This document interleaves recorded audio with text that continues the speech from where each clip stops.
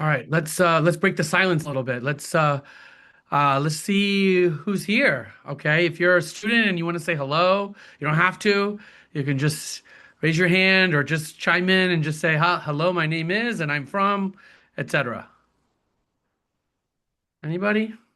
Just want to get a sense of who's here. Hi, Hello. everybody. My Oh, name's I see some Josephine. ex-Sims. I see some Yes. ex-scribes here. Hi, my name's Josephine. Josephine, good to see you. Yes, very nice seeing you guys again. I also go by JoJo.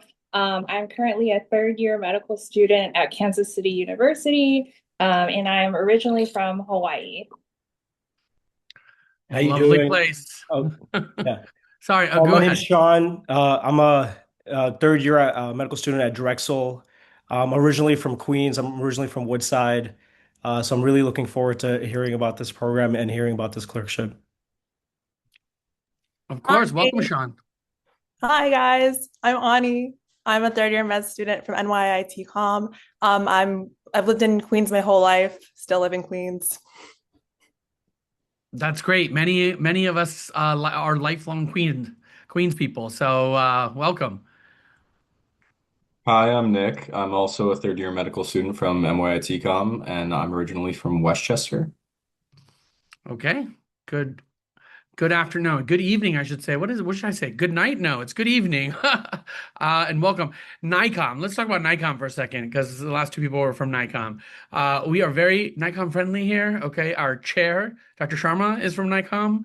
Our associate residency director, Dr. Anita Louie, is from NYCOM. Our one of our APDs, Dr. David Simon, who's working on shift, he is from NYCOM.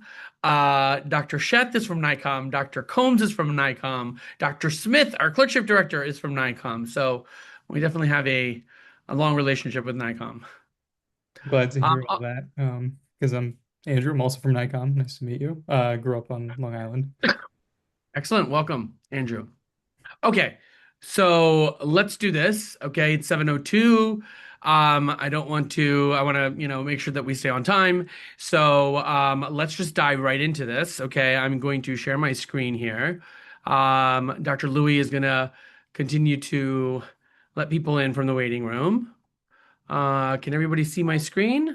I think. Slide, slideshow. Okay, everybody can see my, oops, sorry, giving away the excitement. Hold on one second. Spoilers. Spoiler. Actually, Parikh, I'm gonna take over as host because I need to. Can you make me host again? Oh, how do I do that? Okay, hold on. Host Yes. tools? Yeah, just make me host again. Um, which Oh, is I got it. I got it. preferences? I got it. Okay. Sorry. Yes, you are the host again. Okay. All right, sorry. Let's restart. Okay. Share. All right. And oh, sorry, not this one. This one. Oh, we're gonna start from the beginning.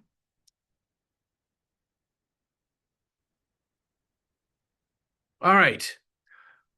I think we're good. All right. So, everybody, welcome to our student webinar. This is primarily designed for senior medical students, typically in the third or fourth year, but we welcome anybody who's in medical school. We actually welcome anybody who is interested in emergency medicine and is interested in learning about our clerkships here at New York Presbyterian Queens. We have done a series of these webinars before in the past. They are all located on our blog in the student or the medical student applicant section. This one is also being recorded, and so if you miss anything, you are more than welcome to watch this webinar later at a different time. That way you don't have to take notes. You can just sit back and listen. Okay. So let's start with some introductions. I'll start with myself. My name is Dr. Somo Parikh. I am the residency director. I've been the residency director here for about 10 years. Also, in the last couple of years, the Vice Chief of Education for our department.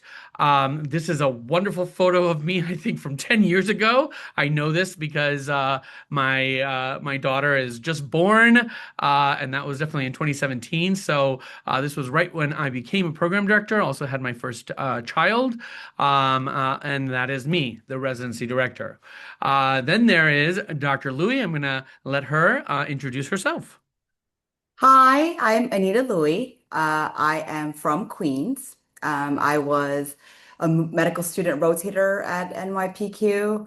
I did residency at NYPQ. I did my simulation fellowship at NYPQ. I was the clerkship director, the assistant program director, and now the associate program director. So, as you can see, my roots run really deep with the hospital, with the program, and there's a reason why. Thank you, Anita. Yes, we love Anita from the day that she was a student here, and you're not going anywhere, correct? So, okay, good. All right, and then Dave Simon, let me just introduce him. He's not available today. He's actually working a clinical shift right now, but Dave Simon was also a student here from NYCOM who matched here was one of our residents and our chief resident. He went on to do his simulation fellowship here at NYPQ, and then stayed on, and has become now one of our other assistant program directors, as well as our critical care director. He does everything critical care. We'll talk about that a little bit later. And he also works at one of our other sites in the NYP system at Hudson Valley, and that's Dr. Dave Simon. We also have Dr. Timothy Koang.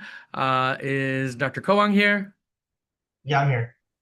Hi, everybody. I'm Tim. I'm the MedEd Fellowship Director. I'm the Research Director here. Unlike everybody else up there, well, actually, Prick didn't, but I did Stony Brook for residency, but then I did fellowship here, and now I'm still here. So, hi, everybody. It's good to see you. Thank you, Tim.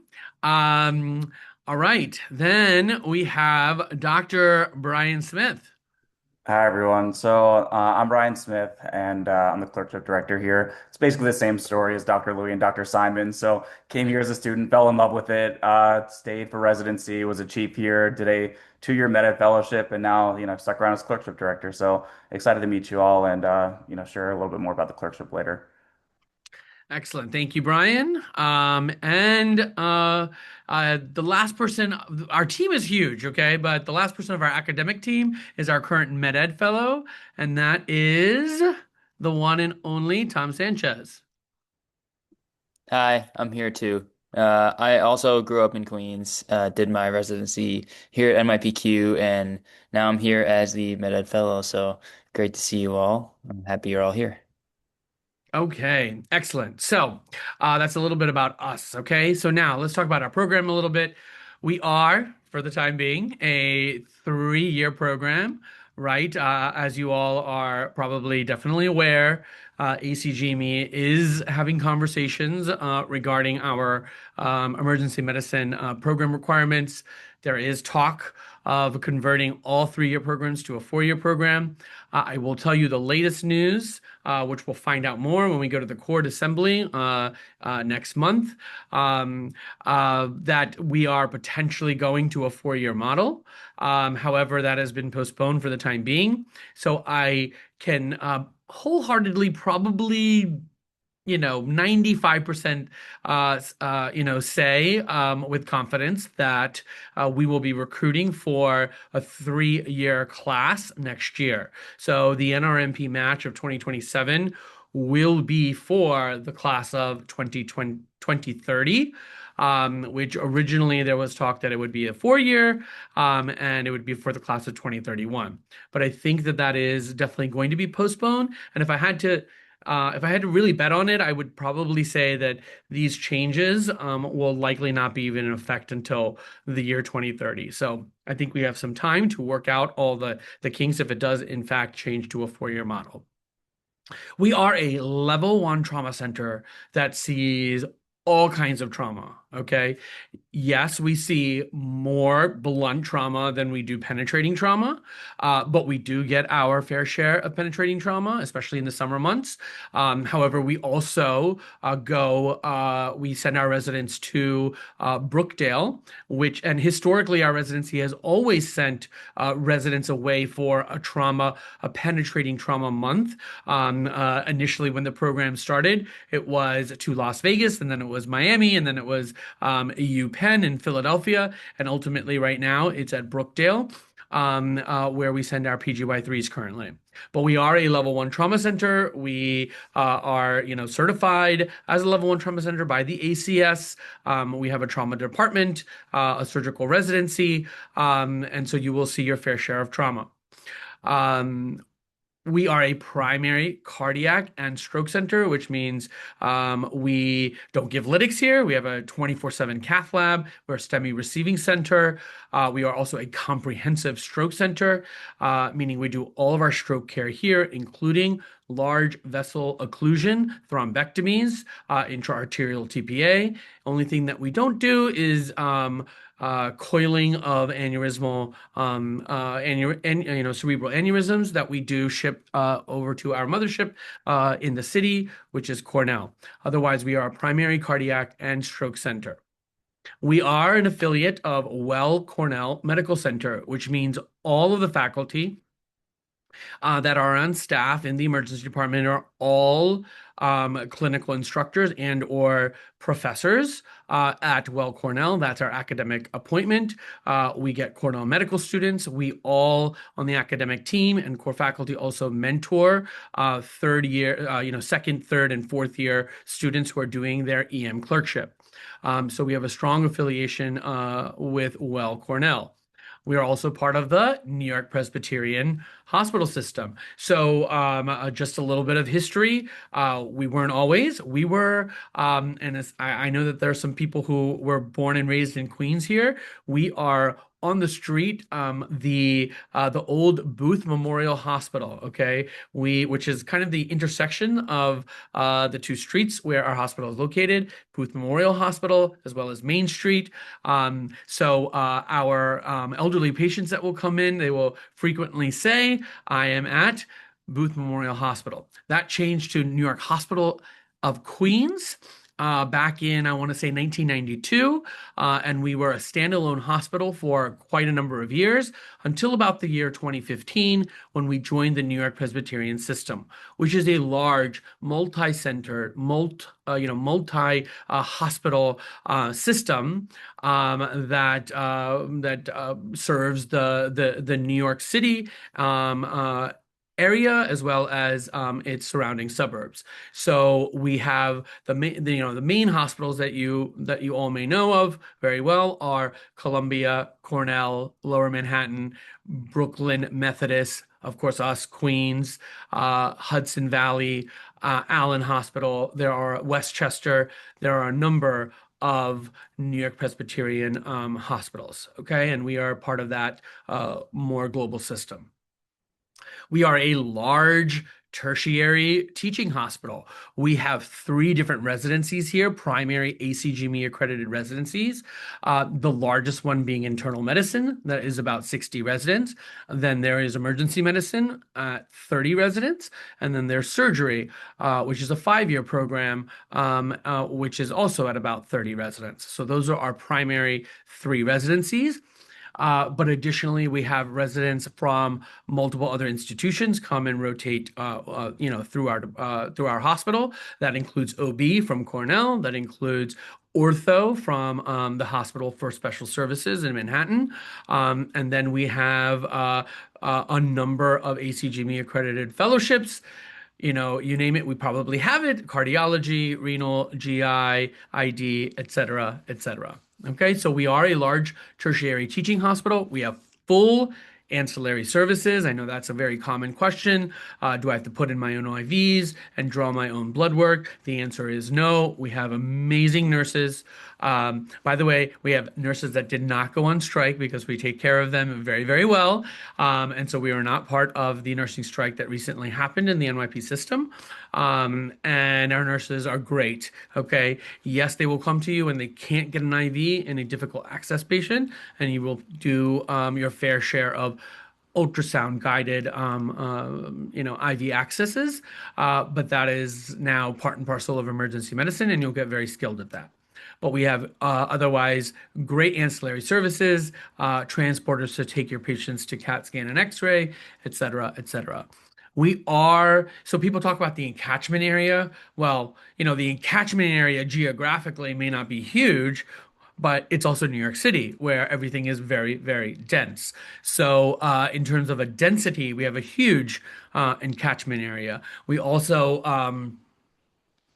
that also includes multiple venues in the nearby vicinity, right? So City Field, which is where the Mets play, not only will you get people from sporting events there, but they'll have electronic music festivals. They'll have all kinds of events at City Field, which you'll get patients from time to time.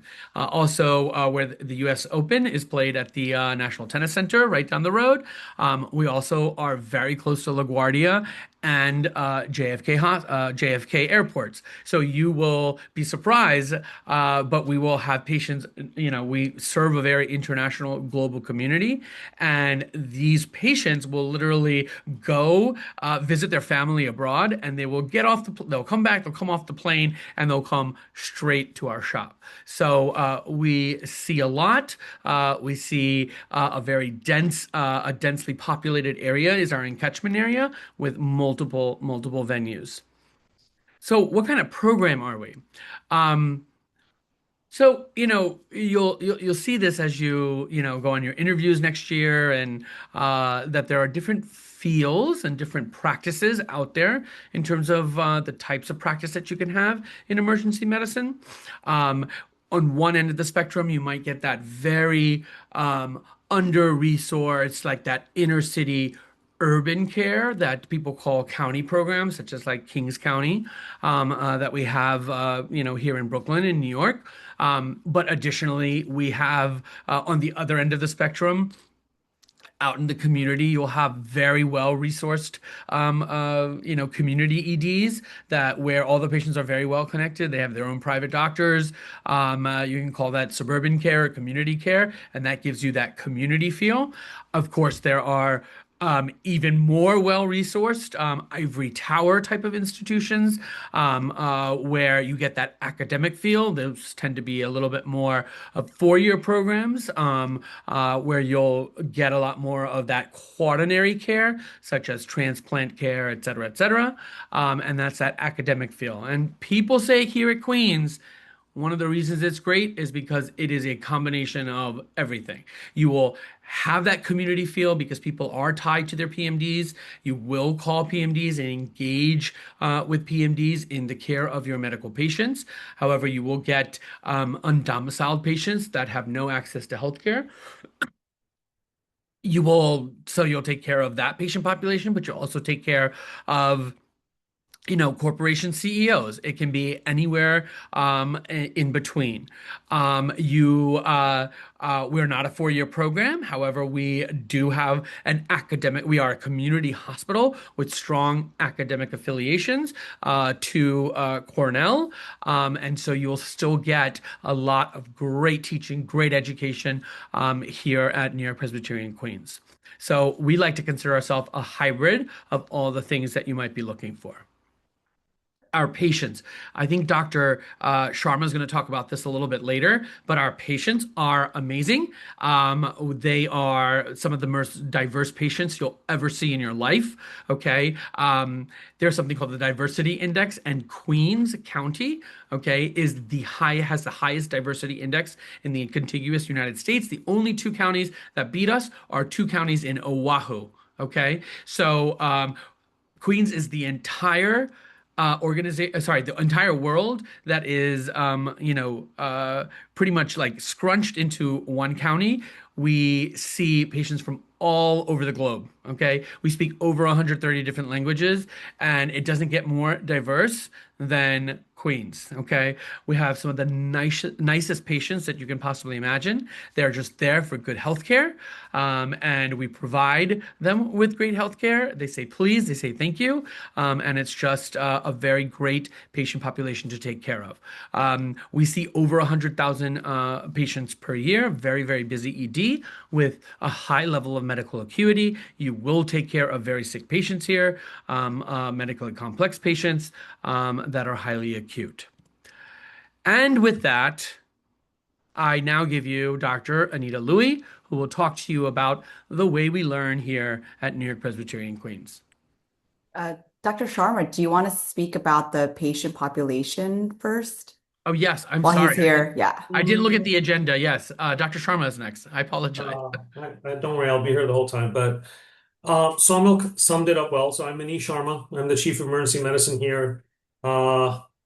Native, born in India, lived in New York since the age of 6. Trained at Brooklyn Methodist, Northern NYP Hospital. Been in NYP system for now about 26 years. At this hospital particularly for 18 years.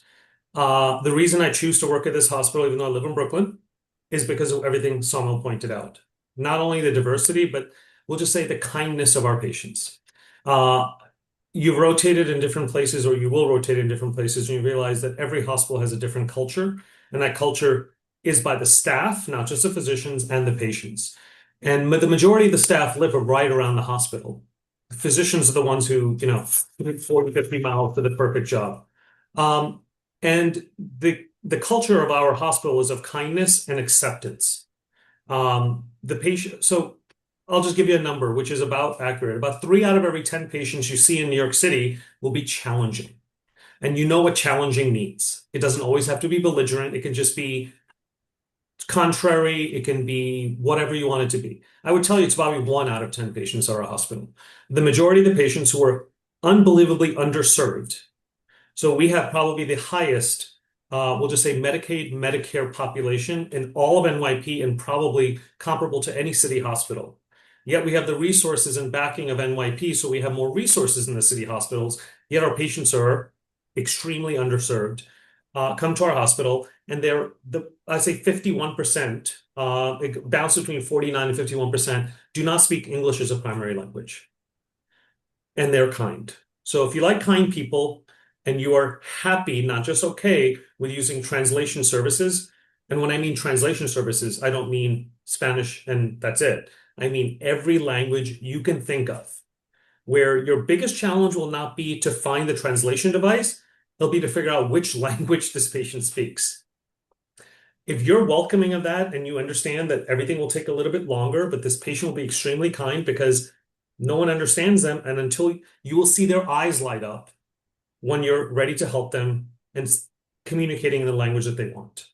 I will say about 1/3 to 40% of our population is Hispanic Latino. 25% is of Asian descent, and the rest is everything. David Simon. No, here, Brian Smith. Brian Smith is the zebra if he's a patient in our ER. So you will rarely see a Brian Smith patient in our emergency department. And by the way, Brian Smith is Puerto Rican, so technically, I meant looks-wise. I didn't mean background-wise, but yes.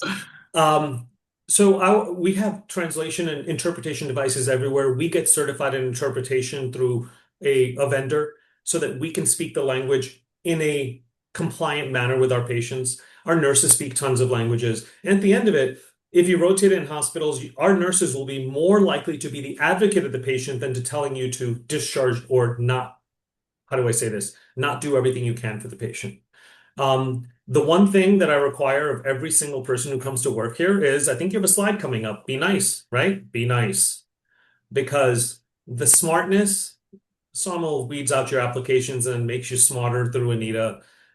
We make you faster because you work hard. But the niceness is something your parents teach you, and if you don't have it, you probably don't want to come to our program. Because if your patients are nice and you're getting into fights, who do you think is the problem? Okay, so we crave kind human beings who go into medicine for the right reason, which is that you want to interact with human beings and help them in some way. So now you're going to hear all about the curriculum. You're going to hear a ton about we take the care of this much critical care, we admit this much. But I want you to understand that emergency medicine is public health. So a lot of the patients, when I say a lot, a third, will be there for things that you might think as an intelligent human being who's been educated in healthcare and medicine maybe don't belong in an ED. They demand the exact same amount of respect and attention as anyone else. Because not everyone comes for critical care. Some come for your knowledge and your compassion. What else can I add, Somil?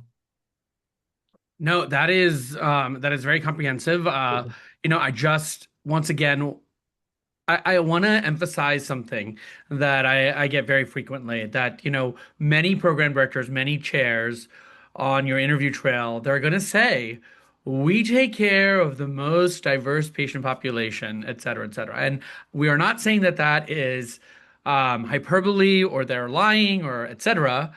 But sometimes, diversity gets inflated with, the care of minorities.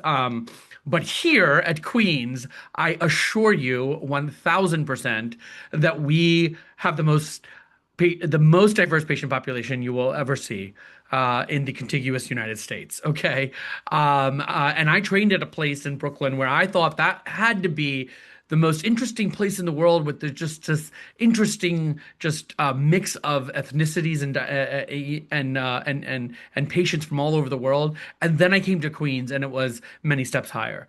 So I just want to leave you with that. This is truly the face of true ethnic and patient diversity. Can I add that the day that he left that institution to come here in 2012, I left here to go there. I came back 10 months later and he hasn't left since. Yes, exactly. The brown man exchange. Okay, well, thank you, Dr. Sharma, for that. That was very helpful. Thank you.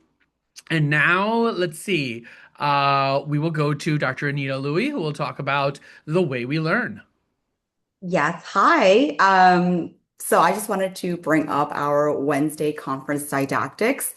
I think this is probably like one of the greatest aspects of it. And this is actually a snapshot, like a screenshot of what our conference looks like for the month of March, right? And you can see how one of the best parts is how diverse we in our teaching styles and topics.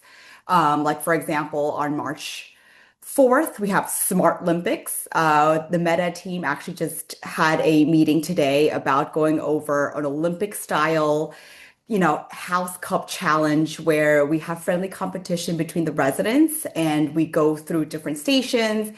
And that's kind of like facilitates a small group learning. And that kind of is followed by a wellness session, which we have one every month. You'll see one on March 4th. You see one on April 1st. Wellness is built into the curriculum so that can teach you how to be well, not only just, eating and drinking and hang out with friends, but also about how to have good sleep hygiene and things like that. Small group, as you can see on March 4th, small group is we break down the residents into individual kind of groups, and then each group rotates through the different sessions. And as you can see, there's such faculty buy-in from everybody here. So Dr. Cha, Dr. Patel, you'll see names like Dr. Parikh on foundations, Dr. Smith, Dr. Zerder, Dr. Simon, Dr. Yoneda, Dr. Sanchez, Dr. Javier for a trauma joint conference. That's we do with our trauma team as a collaborative effort. We go over a case, which is kind of what we did today. MCRIT is our critical care large group format where we teach a critical care topic, and that's followed by EDCC, which is a joint ICU, EM kind of collaborative session there. So we've got ultrasound team with their ultrasound hands-on training. We have Sim Wars, which is like led by our sim teams, where we have, again, a lot of friendly competition, a lot of gamification that is kind of incorporated into our conference didactics. So when you come into a conference on a Wednesday, you're never going to be bored. You're always going to have something to do. We're going to have it's very procedure based. It's very kinesthetic learning, right? And that's the best way to retain knowledge, right? It's not really death by a PowerPoint like we always do. Um, our spam, our QAPI is, usually a day run by our admin leaders. And of course, this kind of goes into our ACGMA milestones of system-based practice, right? So if you go to the next slide, Dr. Parikh. Um, Oops, sorry. yeah, we have kind of photos of like how much we do kind of think outside the box, right? So as you can see here, this is taken at Flushing Meadows Park, where we had our wilderness kind of a survivor EM day, where we essentially were just outside and we learned about environmental and things like that. This is SimWars, obviously led by the Sim team here, which a lot of us are. I'm obviously simulation fellowship trained. You go to next slide. And again, this is a board game review. You see the top left photo. That's Guess Who, but with rashes. We have Trivia Pursuit, which we developed by Dr. Kowang, who came up with all these ideas. In the bottom right corner, this is like envenomations. So we talked about poisoning outside. We do a lot of like outdoor activities, and of course, ultrasound. Kind of these models that we're building, and we're actually taking these to publication. So a lot of faculty buy-in that are really invested in your education. Like we are making sure that you're learning in the most unique way, so that you are retaining this knowledge, right? As opposed to just kind of passive learning. And of course, you have Dr. Parikh, who is Dumbledore. He is our leader of our, Hogwarts. So yeah, next slide there. And of course, the reason why, we have the faculty so invested in it is because I think we are lifelong learners, right? We get excited about these things, and that excitement really translates into your education. And so, as invested as we are in your education, we are equally invested in ours. And this is how you're going to learn. And if you do a rotation here, you kind of get a chance to see all of us in action. Okay. And then I think the next is going to be for Dr. Smith. Yes. So before we get to Dr. Smith, I just want to add, again, on the interview season, applicants ask me, what are you the most proud of in terms of any accomplishments in the residency over the years? And I gotta say, it's conference. Okay. Like hands down, I will tell you in 2014, it was very, very different. Okay. It was death by PowerPoint and it was broken. And that was my baby. It was like, we have to fix this to a place where residents actually enjoy coming to conference every Wednesday and it's not a chore.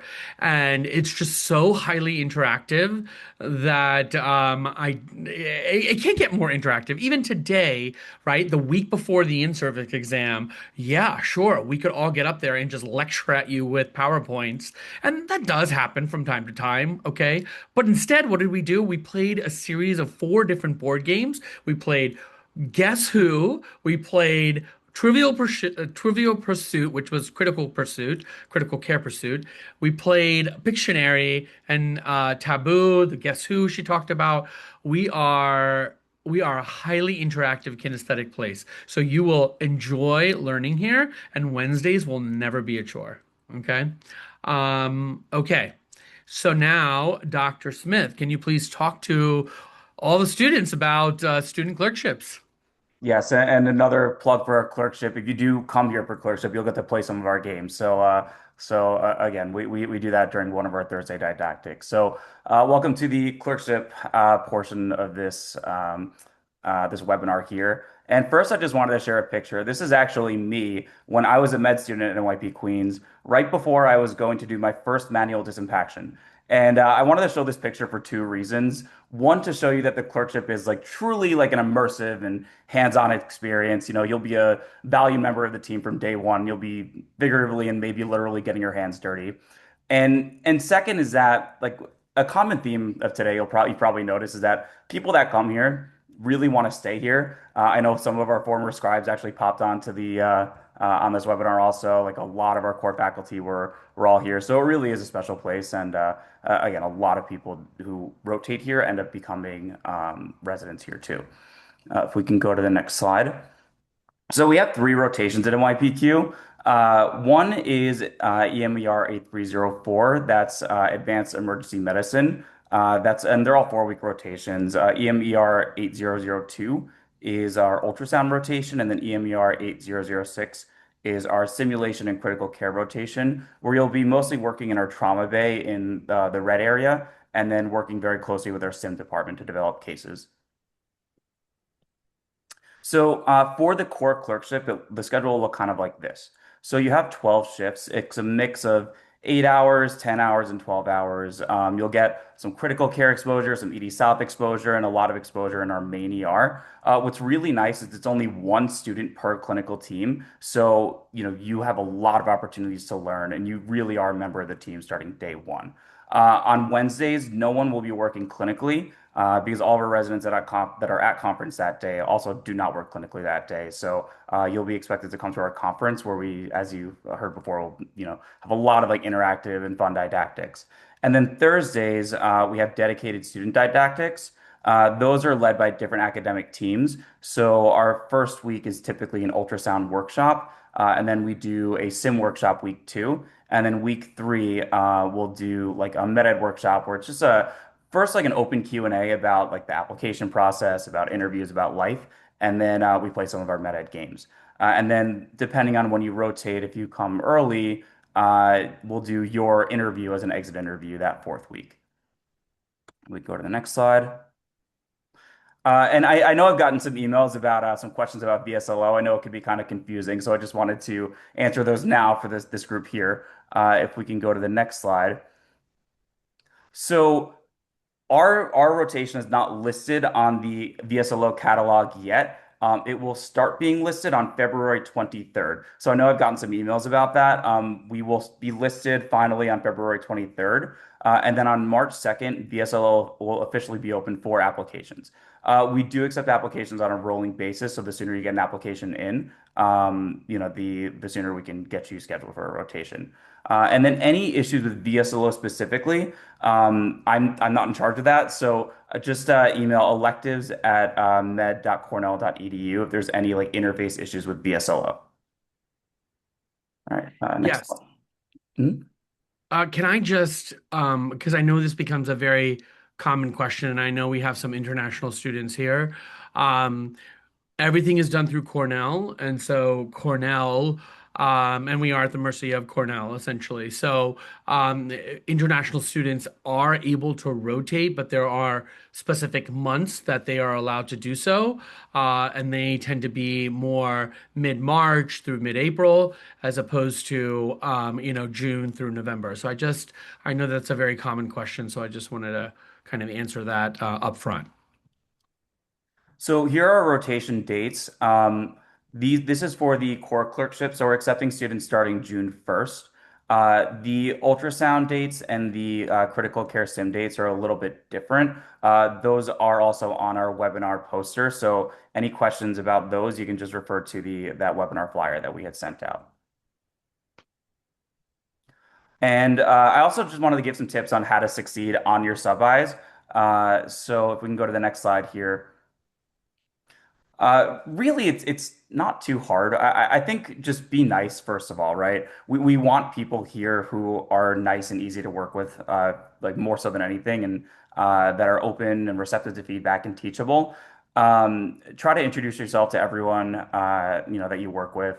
Be on time, and just be ready and willing to learn and open to learning. And lastly, we are very busy at NYP Queens.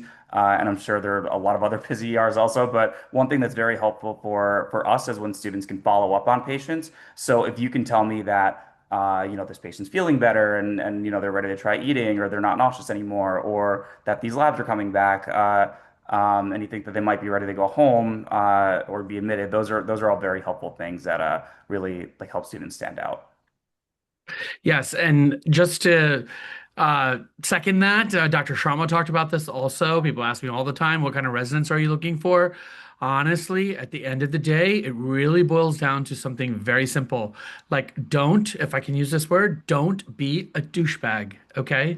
Um, Learn how to, hopefully your parents taught you how to play well in the sandbox and be a kind human who gets along with people, okay? And what is very hard to teach you is professionalism, showing up on time, and work ethic and things like that, and interpersonal communication skills, how you interact with people. We're going to teach you everything else. We're going to teach you medical knowledge. We're going to teach you, scientific inquiry and procedures and patient care and systems-based practice. But this is the foundation. Be nice. That's why it's first and foremost. And I also want to say that EMRA has a ton of resources for medical students starting their clerkship. Yeah, I'll just leave this slide up for a second so you can, if you want to scan the QR code for a video example of how to present a patient. I'm not sure if some of you have done emergency medicine clerkships, but the presentations are going to be a lot different than on a, surgery or medicine floor. It's going to have to be a little bit quicker because it's a much faster pace in the ER. So, just give you a minute to take this down, just as an example of how to do a presentation. Yeah, I just want to add, Brian, I've been teaching students for a long time, and the students I like most are more like Batman than Superman. You're a detective. Every question or every answer leads to a why, like in your mind. So when you come back from a patient, you should know a far more detail than I will ever get in 5 minutes. So if I ask you a question and you know the answer, that's points. Like I think that you actually care about the patient to ask, I quit smoking 40 years ago. Why? Like well, what was a life-changing moment kind of thing. Oh, sorry.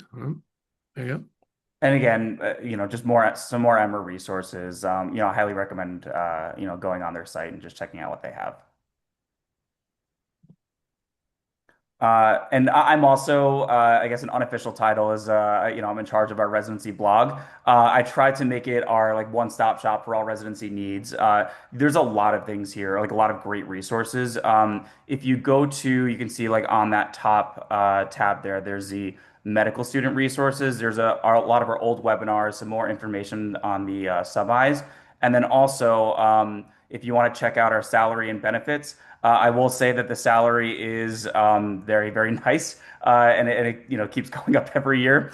And I know some people worry about the cost of living in New York, but the salary at Queens more than compensates for it. And thank you, Dr. Louie, for putting that in the chat there. And you can also see like some of our research. Like we have a very strong like global health program, and I know I think Dr. Yonita is going to talk about that later. Um, to see like all the places we've been, and you can check out some of our conference resources too. So again, this is kind of like our one-stop shop for all residency needs. Yes. Thank you. And lastly is wellness. I'm sure you've all gotten that sense already, is that we all like very much love being at NYP Queens. We're all friends here. We all actually like to hang out both at work and outside of work. So again, it really is a special place, and that makes working, just a little bit easier when you're working with friends. And I think that is all for me. I just wanted to point out the different events that this was held at. So the top left photo is actually from our Meta track meeting. So we actually have tracks that are kind of specializing in medical education versus like simulation, just kind of seeing what area would pique your interest for a potential fellowship or like finding a niche there. This is our Feminem night, right? Women in Emergency Medicine. We did like a paint night that's hosted actually by one of our PGY2s who is here right now, Dr. Q's house. This is our annual Gantry Park, kind of like a welcome intern barbecue-ish kind of event. And then, of course, this is our just residents just hanging out after a residency social. So it's like they're socializing even after going to residency social. That really kind of just shows the how much we love each other and spending the 12 hours of work time together, and then also then spending 12 hours of after work time together. So just kind of pointing that out. Yes. And I'll just add, I mean, there's like literally something every Wednesday. Like it's like I wanted to schedule a med ed track meeting recently, and it's like, oh, I can't do it this day because it's sim. I can't do it this day because there's interviews. I can't do it this day because there's socials.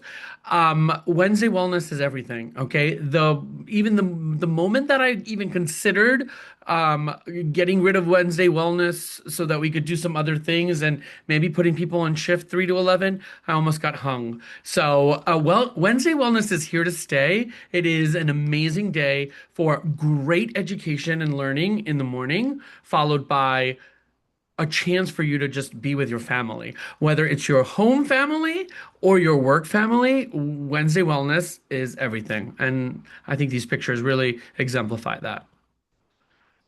And this is my contact information. So any questions about the clerkship, just if actually someone could put that in the chat too, just NYPQueensEM student at gmail.com. And if you do apply through VSLO, and you're very, very interested in the program, you can, use this email too, and just any questions you have or any concern, just let me know.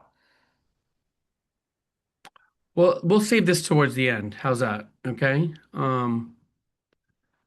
Is this the last slide? I think this might be the last slide. Okay, so now we're gonna hear from Dr. Timothy Kowong, who wears multiple hats.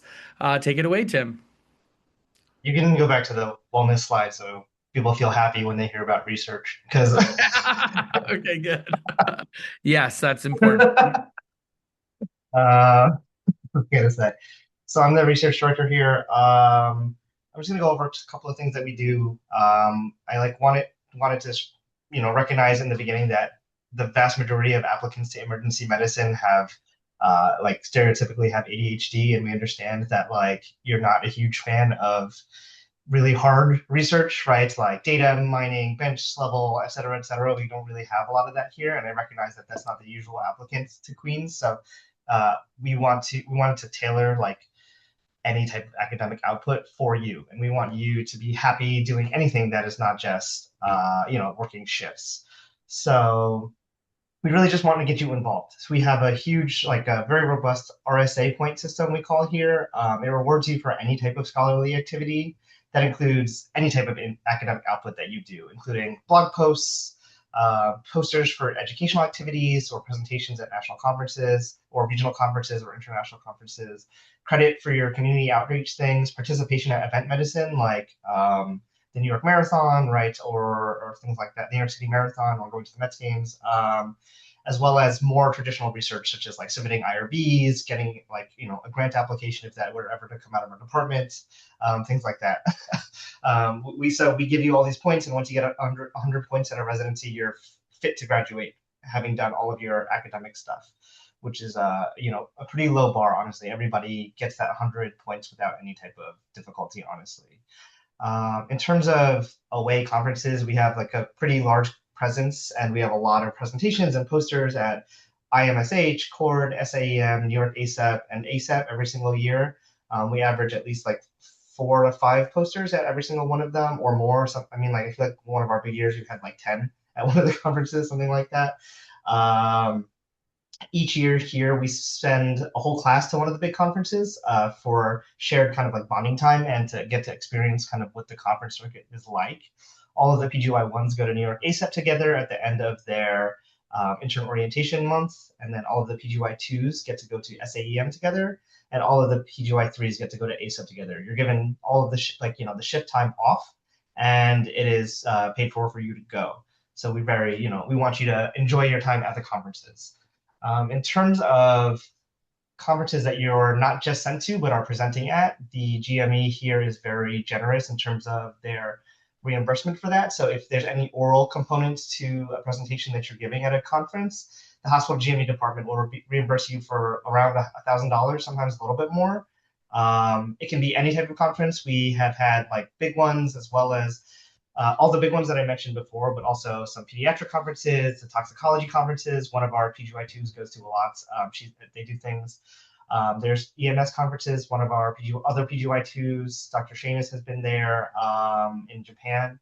So we have like a really good presence at a lot of these different places, and we want you to go.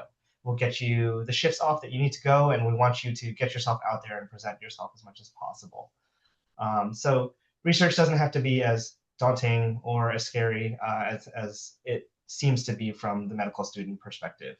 I think the other thing that's not on like the syllabus is that like we have research meetings, and we have this huge research tracking document in which my job is to try to get you on any single project or start a project that you would be interested in so that you can work on it over your next 3 years while you're here.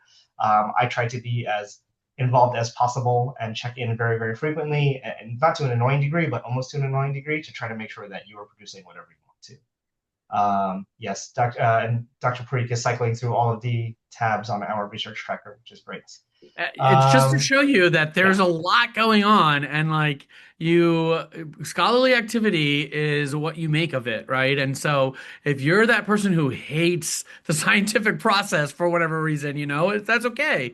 You can still teach, and you can still do global health, and you can still do community outreach and all these other different things, and still meet your requirement for research and scholarly activity. But as you can see, I mean, year after year, we do our a fair share of research, and all of these conferences down here that Tim highlighted, we go to every single year, and we have great representation, like CORD, SAM, New York ACEP, ACEP, AAEM, AIUM, IMSH, all of them. So, yes, keep going. Sorry, We Tim. really want to support you. Yeah. No, it's okay. That's it. That's the end. Like, hopefully you realize that like I don't think I recognized this when I was a med student, but like research is not that scary. And if you have any type of mentorship, which we hope to provide here, then it's a lot easier and more accessible than you think it is. Yes. And then that's basically it for research.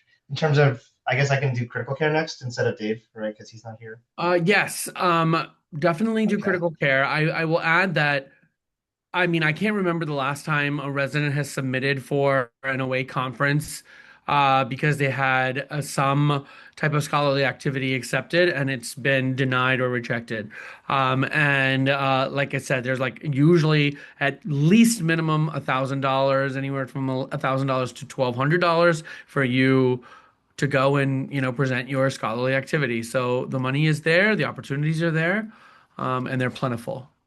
And I wanted to plug in that PGY ones get to go to New York ACEPT, and then threes go to CORD, and then twos go to SAM. So every year you're going to be allowed to go to a conference like as a class. So that's also a nice perk. Yes, every year. And that is, I'm gonna go on a limb here and say that that is very unique to our residency program. I really don't know of another residency program that sends all of their residents, uh, and as a class, every single class, every single year. And we do that.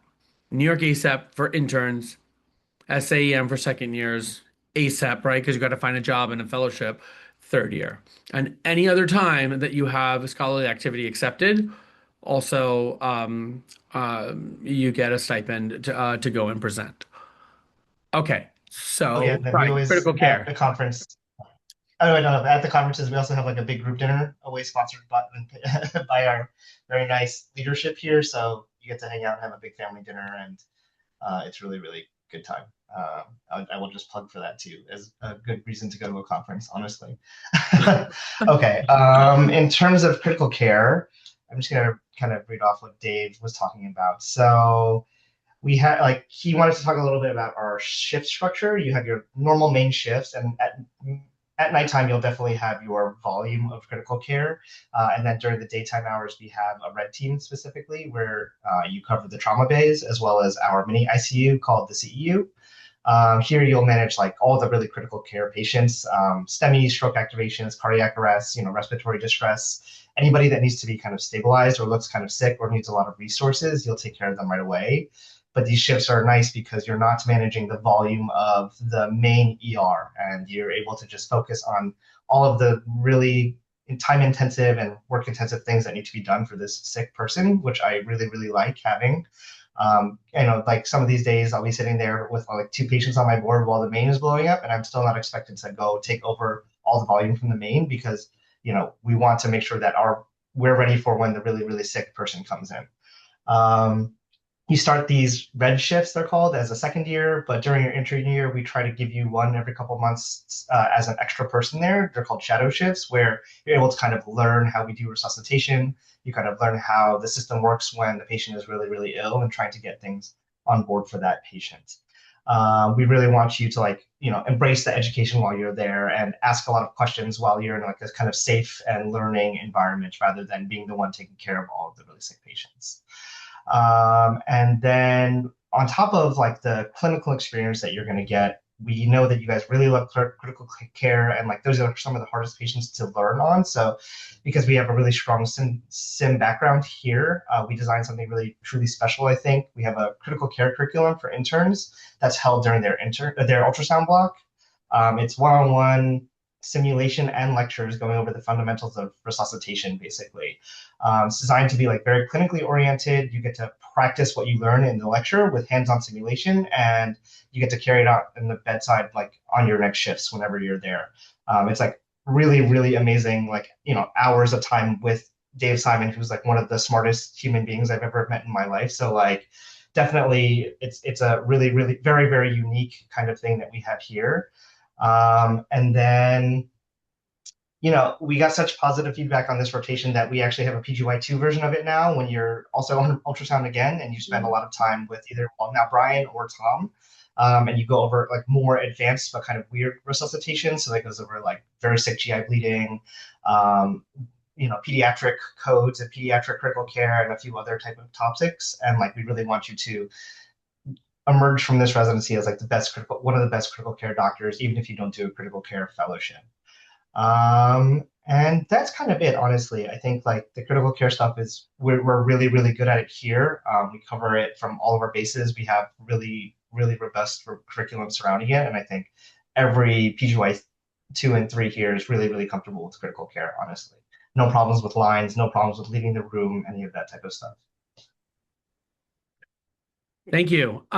Yes. I mean, there is zero way that you can graduate from this program and not be able to take care of the medically complex, critically ill patient. Okay. We specialize in that. Okay. It is great. And everybody knows that. Even in the New York scene, all the program directors, all the chairs, everybody knows if you train at Queens, you're going to be able to take care of sick patients. It's just every single day. It's not just the DKA patient.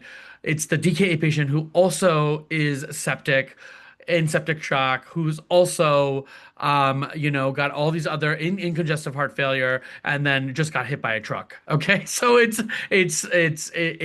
everything.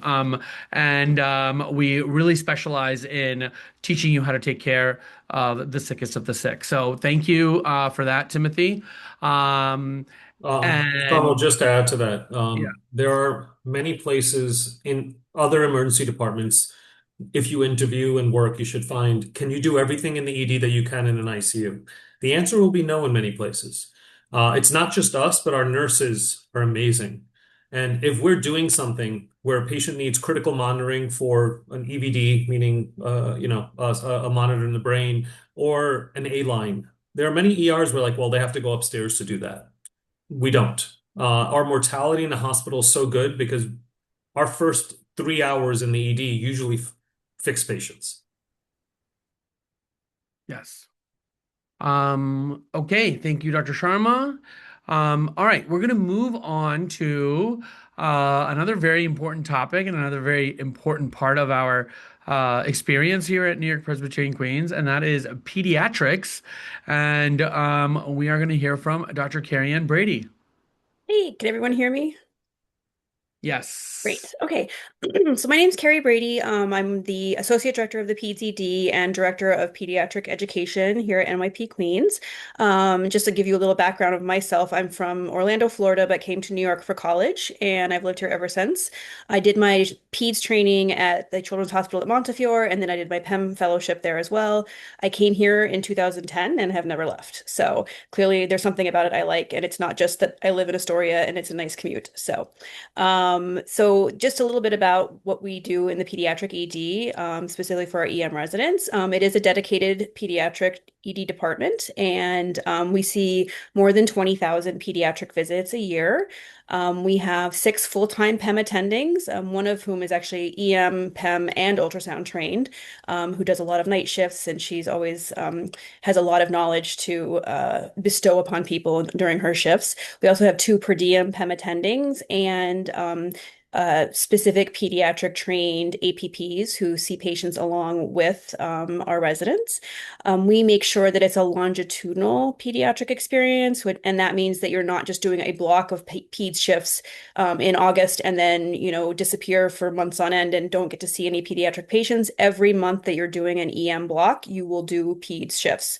It does end up being, more peds shifts during your intern year, but we make sure that they are sprinkled throughout all the 3 years because we know that as you get towards the end of your training, everyone gets nervous about pediatric patients, and we try to kind of put a lot more shifts there in that 3rd year as well.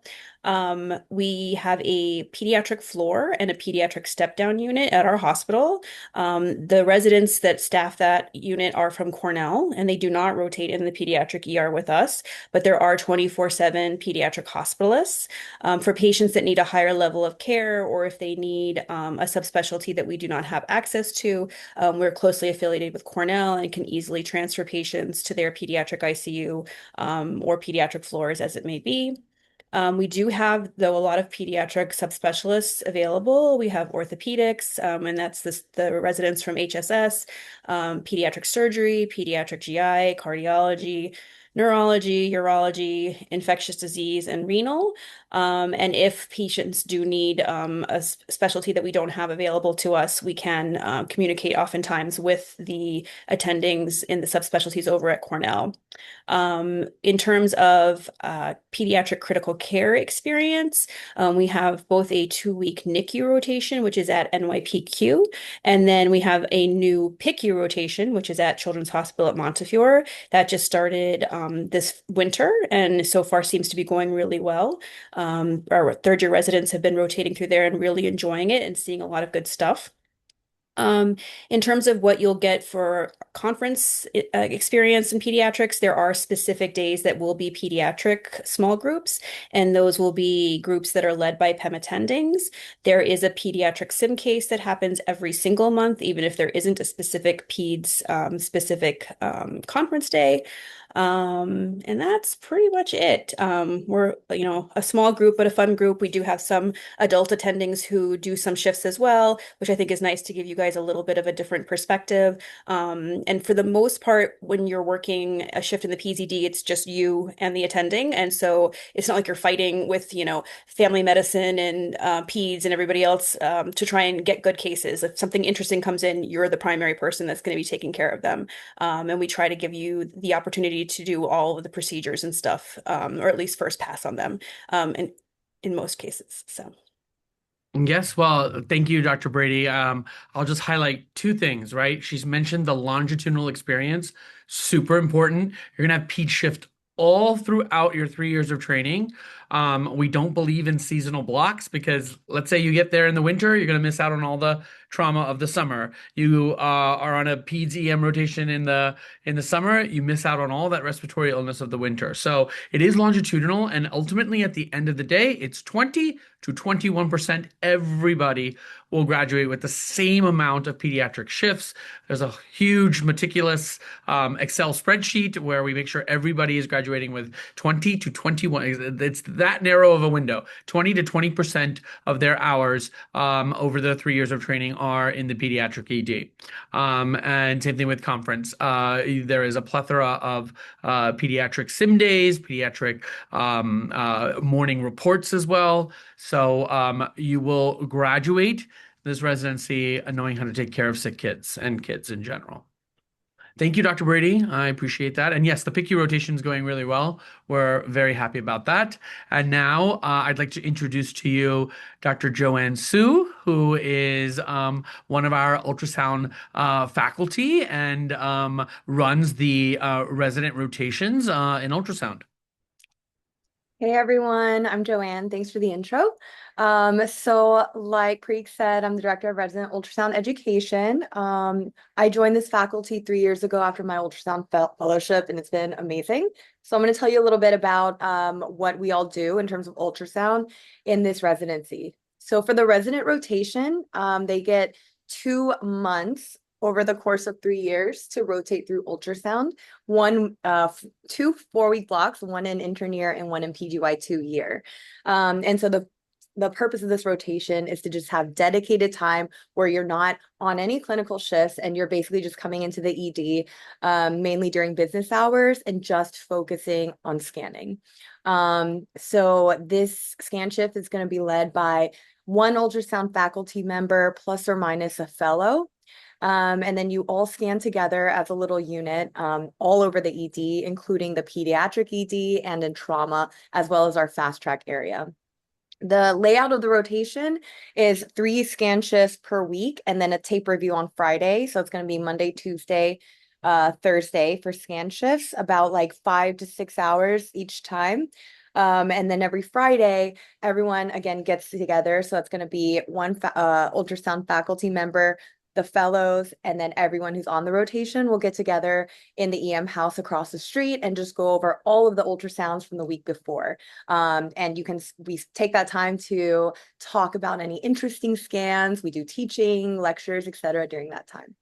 And it's really interactive. So even the medical students that rotate with us, they get involved in interpreting the ultrasounds. And also we like to get them involved, like asking them questions and stuff too.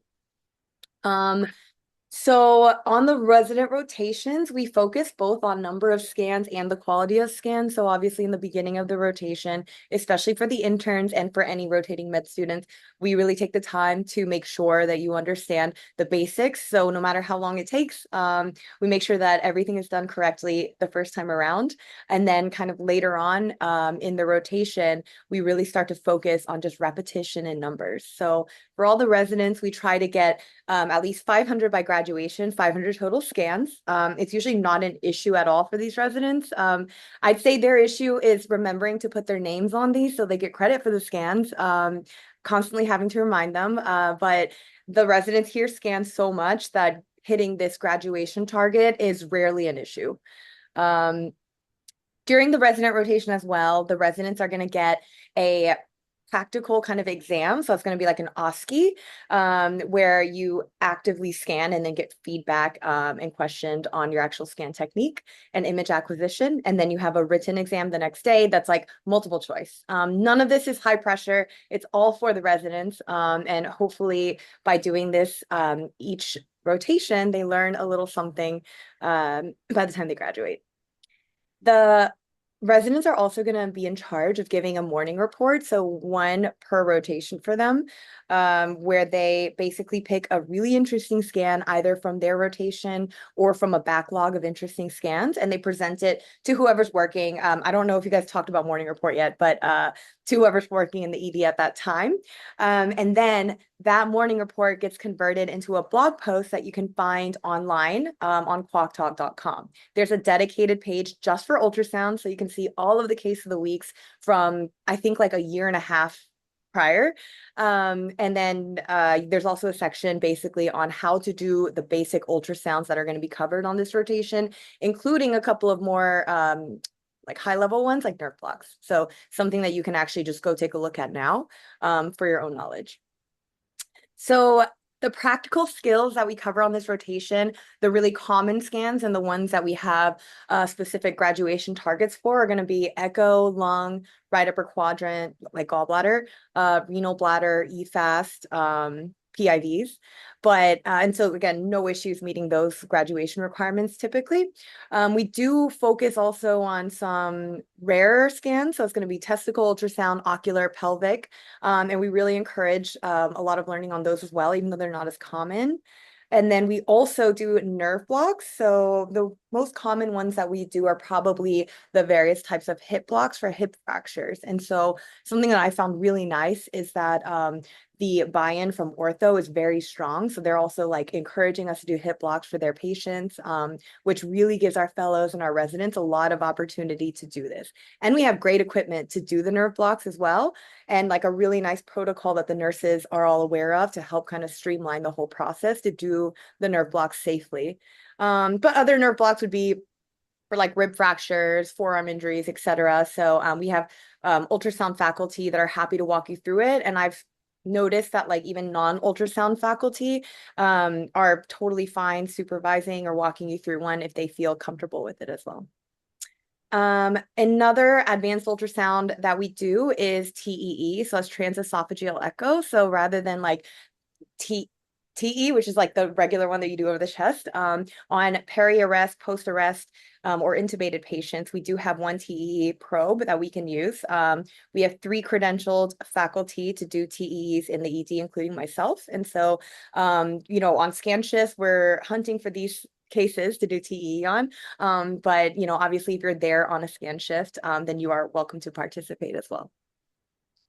All right, so we also have a med student rotation, like a dedicated ultrasound clerkship. So these are going to be like incorporating med students on the scan shifts and tape review, like I mentioned before.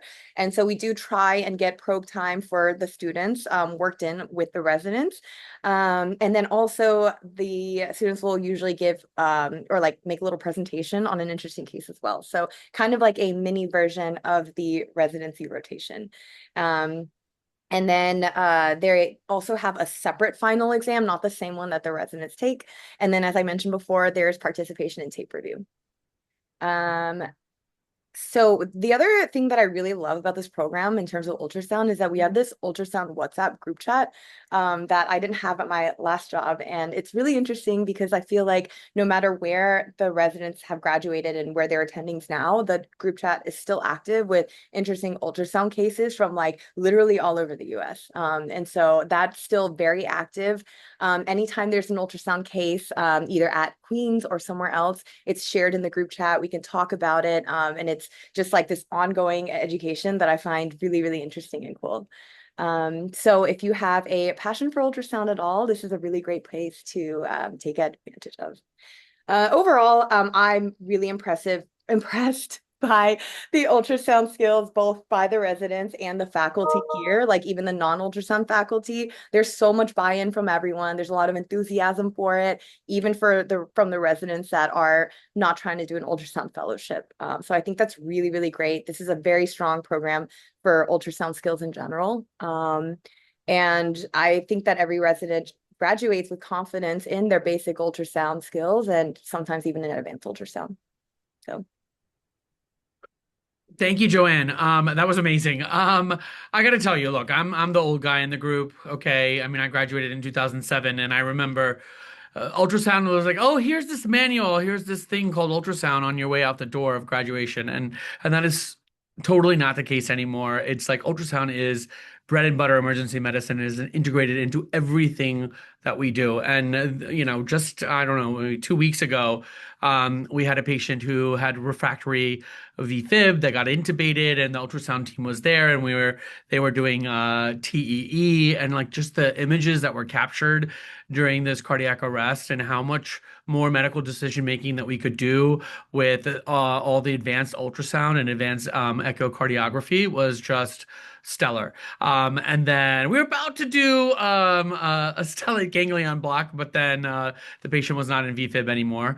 But nonetheless, you will learn ultrasound here. It's part of the curriculum. We have the fellowship, we have the clerkship, we have the track. I think we haven't been mentioning tracks here also, but we have a number of subspecialty tracks. So, and you get to explore all of them while you're here in your 3 years. So, Joanne, thank you again for all of that. And let's see. Shoot, I lost my I think it's my. me. Okay, who's next? Okay, Me. so it's Dr. Niklani, the one and only Dr. Anika Niklani. Her name is Anika not to be confused with Annika. Okay, it took me literally a year and a half to figure that out, but it is Dr. Niklani. And take it away. Also not Anita. I'm not Anita. We have a money jar. We're Yeah. best friends though, so it's okay. Um, Hi, good evening. Well, good morning to me. I am about to go into work tonight. But I'm so happy to be here and talk to you a little bit about sim. Just real quick, I am originally from South Florida, although I get made fun of it a lot.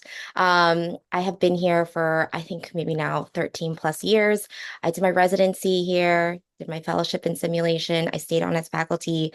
I 100% drank the Kool-Aid. So I can definitely attest to how great and wonderful this program is. But I wear two hats. My first hat is sim, and so I'm gonna talk about that.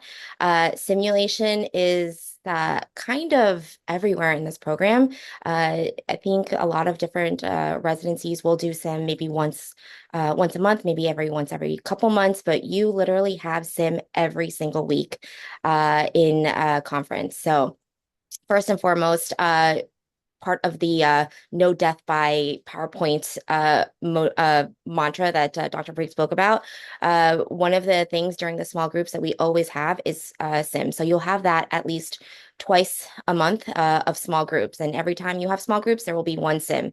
That's going to, um, I guess, toggle between a case or a procedure.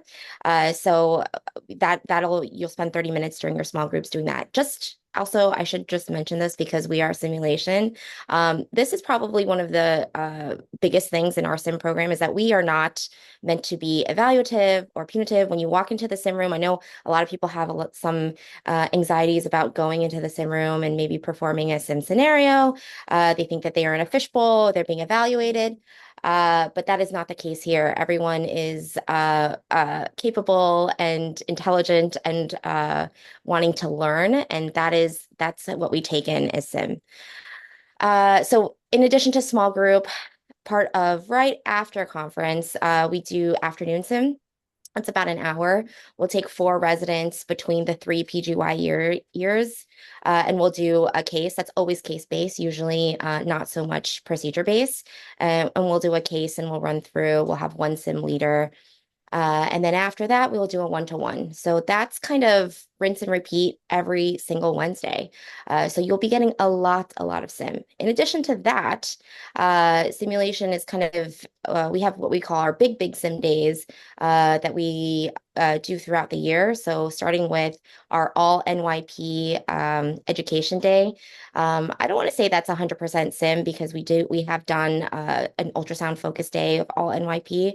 But we are heavily involved in the organization and the planning. Dr. Richardson is like the mastermind of it all. But we've done and what I mean by all NYP is we have a big education day with all the PGY levels with Methodist, NYP Brooklyn, and as well as NYP Columbia and Cornell. And so we'll all go to the last couple of years have been in Queens. We'll separate ourselves through classes. We'll kind of learn with other educators and with other learners.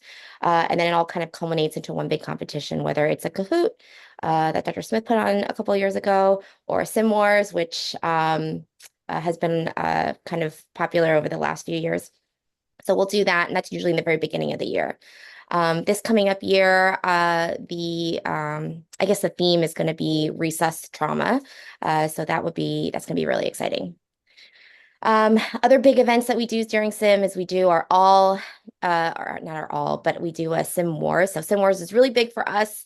2 years ago, 3 years ago, I think 3 years ago, we won the SAEM National Sim Wars competition. Like we won it all, like took the gold. So I was very proud of that team. And so now we just kind of strive to continue to take that championship home. But not only do we participate in that, it's a lottery, we do that every year, but we also participate in the all NYP Sim Wars. And then we have an in-house Sim Wars that we put together as a sim team that's so fun. Residents really love it. They're usually really fun themes. So we've done a Harry Potter theme. Last year we did a superhero theme. We've done a Dr. Seuss theme, so that's usually in the spring. And it's a good time. And then we also participate in the oh my gosh, the Olympics, the Sim Olympics as well. So lots and lots and lots of sim. You also have the opportunity to do this on your NICU rotation where you do one Pete sim when you're a one Pete sim when you're a NICU resident, as well as participating in the Inside 2 sims, which we have at 6 a.m. and 7 a.m. on Fridays once a month. And that's with Dr. De Guzman. I think that is a lot of sim. Um, if I didn't skip anything, I'm gonna swap over to wellness. Did I mention everything about sim? Sim is It's a fun. lot. Sim is everything because that's just the way we learn. We are kinesthetic learners here, right? There's video learners where you watch videos. There are audio learners where you listen to lectures and podcasts.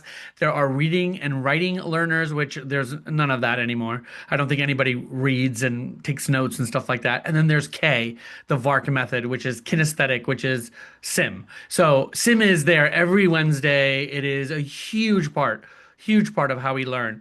And the only thing I'll add, because you did a great job, Anika, of saying it, like we run sim, EM runs sim for the entire hospital. Okay. So it's like, Richard Chin is the simulation director for the entire hospital. And so it is us teaching ultrasound renal fellows how to put in Shileys, and cardiology fellows how to do echoes, and trauma residents, surgery residents how to do fast. And so it's just through that sheer I mean, right? ACLS, ATLS, BLS, PALS, all of that.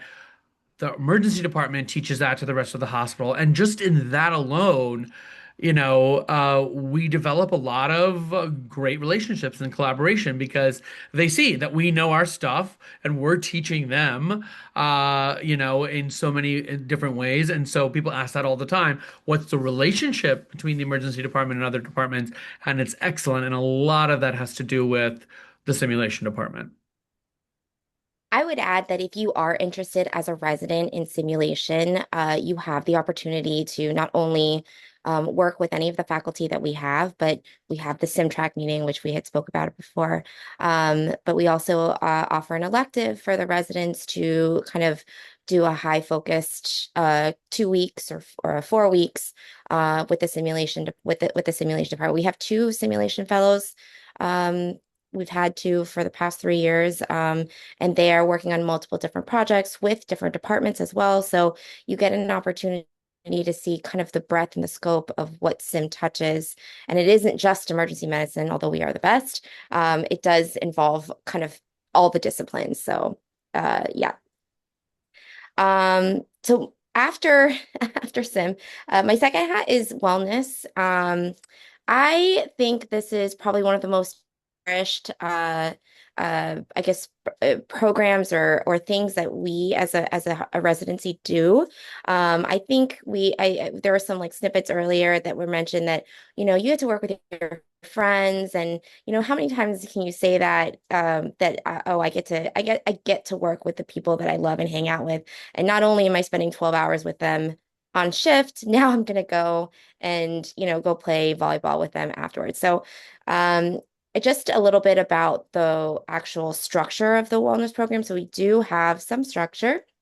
Once a month we'll do a wellness lecture, and I say death by lecture because the feedback has now been the residents, we don't really want to lecture, we want to do more activities. So it's kind of an interactive, we're moving towards more of an interactive wellness I guess period or discussion over particular topics that are really hot in wellness right now. So compassion fatigue, imposter syndrome, all of the things that are important for you to know as a physician, as a healthcare provider, and to kind of give you the tools that you need to kind of get through this very tough job. Emergency medicine, while we love it, it's not easy. And so just so that you can maintain your wellness throughout the full scope, whether it's family, spiritual, all occupational wellness, we give you the tools. And so that's what the discussion and those lectures are for. In addition to that, we'll do outside of conference. Like Dr. Rick was saying, Wednesday wellnesses have been very hard to kind of plan in the more recent, I guess, months, just because there's just something every week. I hesitate to say that we haven't had one since probably October, which we're due after ITE. But essentially, what we do is we'll spend an afternoon, usually Wednesday afternoons, doing an activity. We've done things like painting in the park. We've done just a regular park day. We've gone what's that thing called? Pickleballing. We play pickleball. Um, we have done bowling, we've gone shuffleboarding. So these are just like general wellness events that we'll put together with the residents just to kind of get out of the hospital space and hang out, everybody. In addition to that, we have well events, which are kind of like group therapy sessions for everyone who wants to participate. Usually it's topic based, and we'll talk about certain things like maybe difficult conversations with consultants or how how your quality of life is impacting life outside of work. Um, and we just give everyone the opportunity to share their stories. The only rule is everyone is respectful to each other. And it is kind of cathartic, very helpful, tends to be well received by a lot of the residents. Not only that, we do kind of our yearly cycled wellness events. The one coming up right now is our ITE karaoke night, our annual ITE karaoke night. We do things like our wellness retreat, or our retreat at the end of the year, where we'll review the residency. And during that review, or after that review, we'll do kind of a wellness activity for everyone. And just that trip alone of going away, just being with each other, that's like a wellness like reset in and of itself. At the end of the year, when the seniors graduate, we'll do a trip, like a wine trip or a boat trip around the city. So lots and lots of like main wellness events that kind of occur throughout the year. Um, I would like to close this by saying again that this is yes, I definitely drank the Kool-Aid, but this is like 100% my family. I'm a big family person. Being away from Florida, it's kind of tough. And so I have 100% adopted this NYPQ family as my own. Dr. Parikh is like my big brother, annoying big brother, but I love him to death. And I love everyone here. So it's more than just my friends or colleagues that I go out after work with. They are really and truly my family. Uh, and thank you. That's it. Thank you, Anika. I'll just add that again, you're going to go on all these interviews and you're going to, you will go places and you're going to get that spiel like, oh, this is a family here. And, I've worked in 8, 9 different ERs my entire life, and it is just truly palpable here. We are all in it together. We all support each other through thick and thin. And I don't look at them as colleagues. I mean, they are my family members. Okay, so you'll really get a sense of that here. And our attendings are young, they're dynamic, and they were not residents too long ago. And so we remember what it's like to be a resident, and wellness is definitely at the forefront of our minds, always. And of course, there's Wednesday Wellness. One thing I will add that maybe I'm not sure if you mentioned, Anika, is the mentorship program. We have a tiered system here, a kind of a 3-layered tiered system here where you have a ton of mentorship. Okay, one is your actual mentor that you pick, very early on, by like August or September of your first year, that mentors you throughout the year, and they're your personal mentor that you have dinners with, that you connect with, and they'll guide you through everything essentially. Then you'll pick a track. Every year you can pick up to one, two, three tracks, I think is the maximum, and you have your track mentors.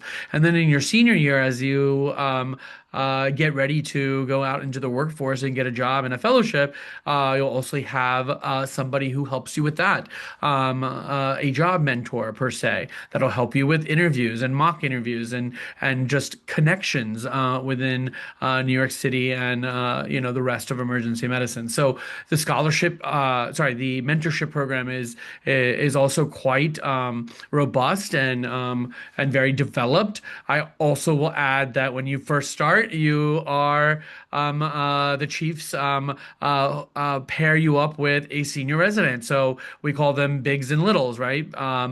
You'll always have a PGY3 that is your big brother or big sister that's always looking out for their little. Okay, so Wednesday wellness and wellness is everything. We have a lot of fun. We are a big, happy family. With that, I'm going to go to Dr. Yoneda, who Hello. is going to talk to us more about global health and community outreach. Hi, everyone. My name is Neo Yaneda. I am the co-director of community outreach. I was preparing some remarks for our annual Lunar New Year celebration at the hospital, and I calculated that I've been here for 16 years now. I'm very proud to say that. I love my job and I love working at our shop. I think it's a wonderful place. So I'm here to give you kind of an overview on behalf of myself and also my colleague and co-director of community health, community outreach, and dear friend Sabina Vaswani. She's also the global health director. So I'm going to speak about our community outreach initiatives, and I've also been given the blessing to share about global health, as she is currently working in the depths of the pit. So she is on shift. Um, our ultimate goal is to give the residents the opportunity to connect with the reasons that brought them to medicine in the first place. Sometimes the daily grind can start to feel monotonous, and that can really burn you out. And I think of community outreach as a powerful tool in combating this. We've done a lot that I'm really proud of, and we're always looking for ways to give back and connect with the community. So that includes, we have a really strong presence at the local health fairs where we conduct health screenings.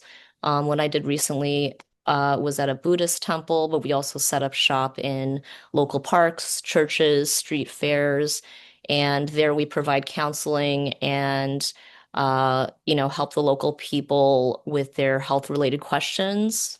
Sometimes I'll, do a quick cursory physical exam and kind of give them unofficial, health advice or tell them, what I think they need to do, who they need to follow up with.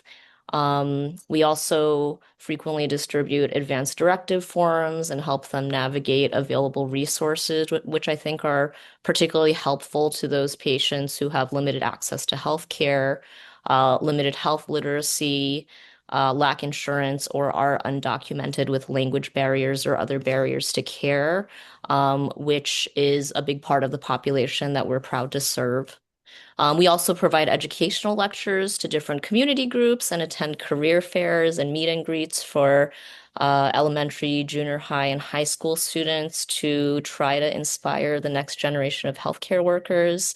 And that means a lot to me as someone who may have overlooked medicine, as I came from a family where I'm the first to pursue healthcare and one of the first to graduate college before after my sister. So these school talks, I think, are really gratifying, especially speaking to inner city kids who may not really think that medicine is an achievable goal.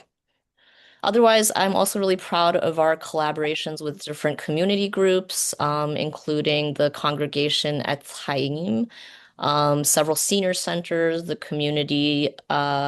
Korean Community Services of Metropolitan New York, the Metropolitan Asian Deaf Association, La Jornada, the YMCA, NYPD, the United Sikhs, and the Bhagat Puran Singh Health Initiative, which is a Columbia University student group that organizes community health clinics at South Asian places of worship. So together with them, we've set up shop at various temples and mosques to care for their congregants, and I think that's been really fun and fruitful. We otherwise have an ongoing relationship with the Red Canary Song, which is a grassroots organization for migrant sex workers and massage parlor workers, which, they initially started off fighting for justice and public accountability after the death of Yang Song, who was a Flushing massage parlor worker who was killed just down the street from our hospital during a police raid in 2017. And the story is I sought them out and shared with them that I was there during her resuscitative efforts. She wasn't my patient directly, but when a sick patient comes in, everyone kind of like flocks to go try and help, and it really touched us all deeply when we heard her story.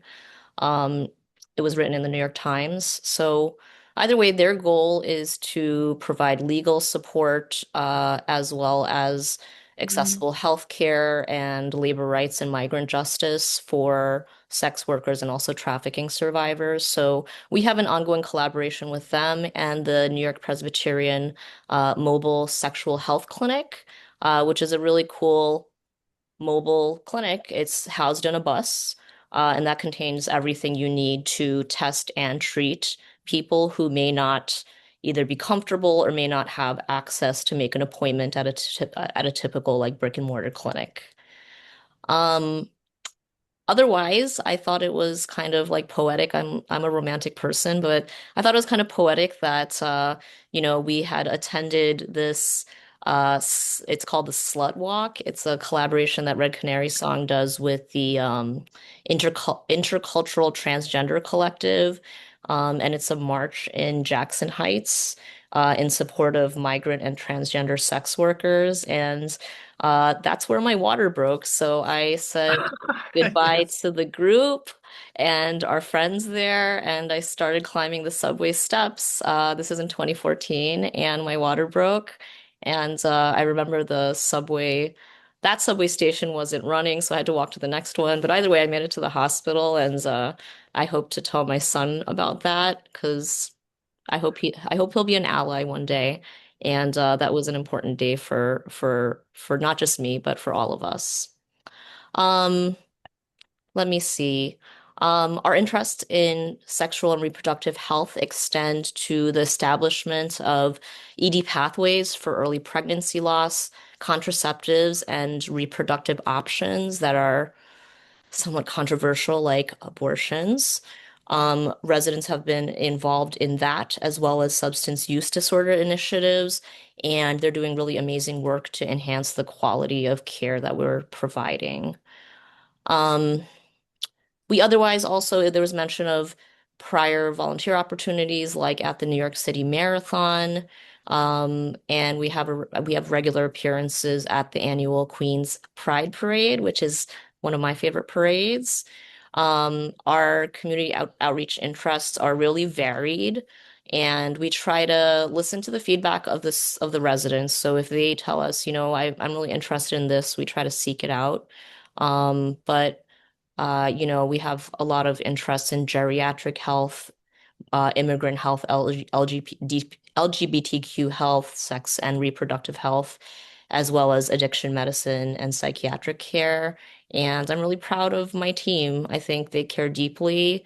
Our residents just went to represent at the ASAP Advocacy Day in Albany and again in DC.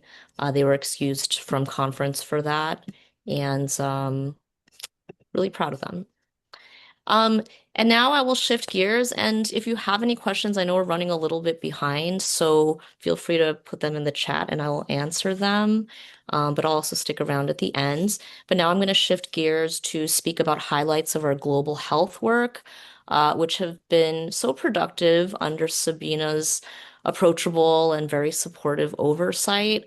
I will try to do it justice since she's on shift, but I'll just give an overview of what we offer. Residents have the opportunity to do 4 weeks of elective time.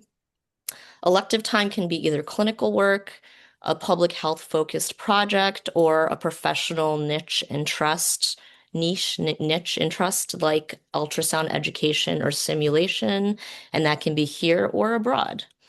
This past year, residents and fellows have gone to India, Rwanda, that's an upcoming trip, Peru, and rural Arizona through the Indian Health Service.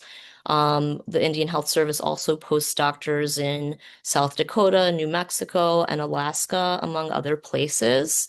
And we have longstanding relationships with these hospitals.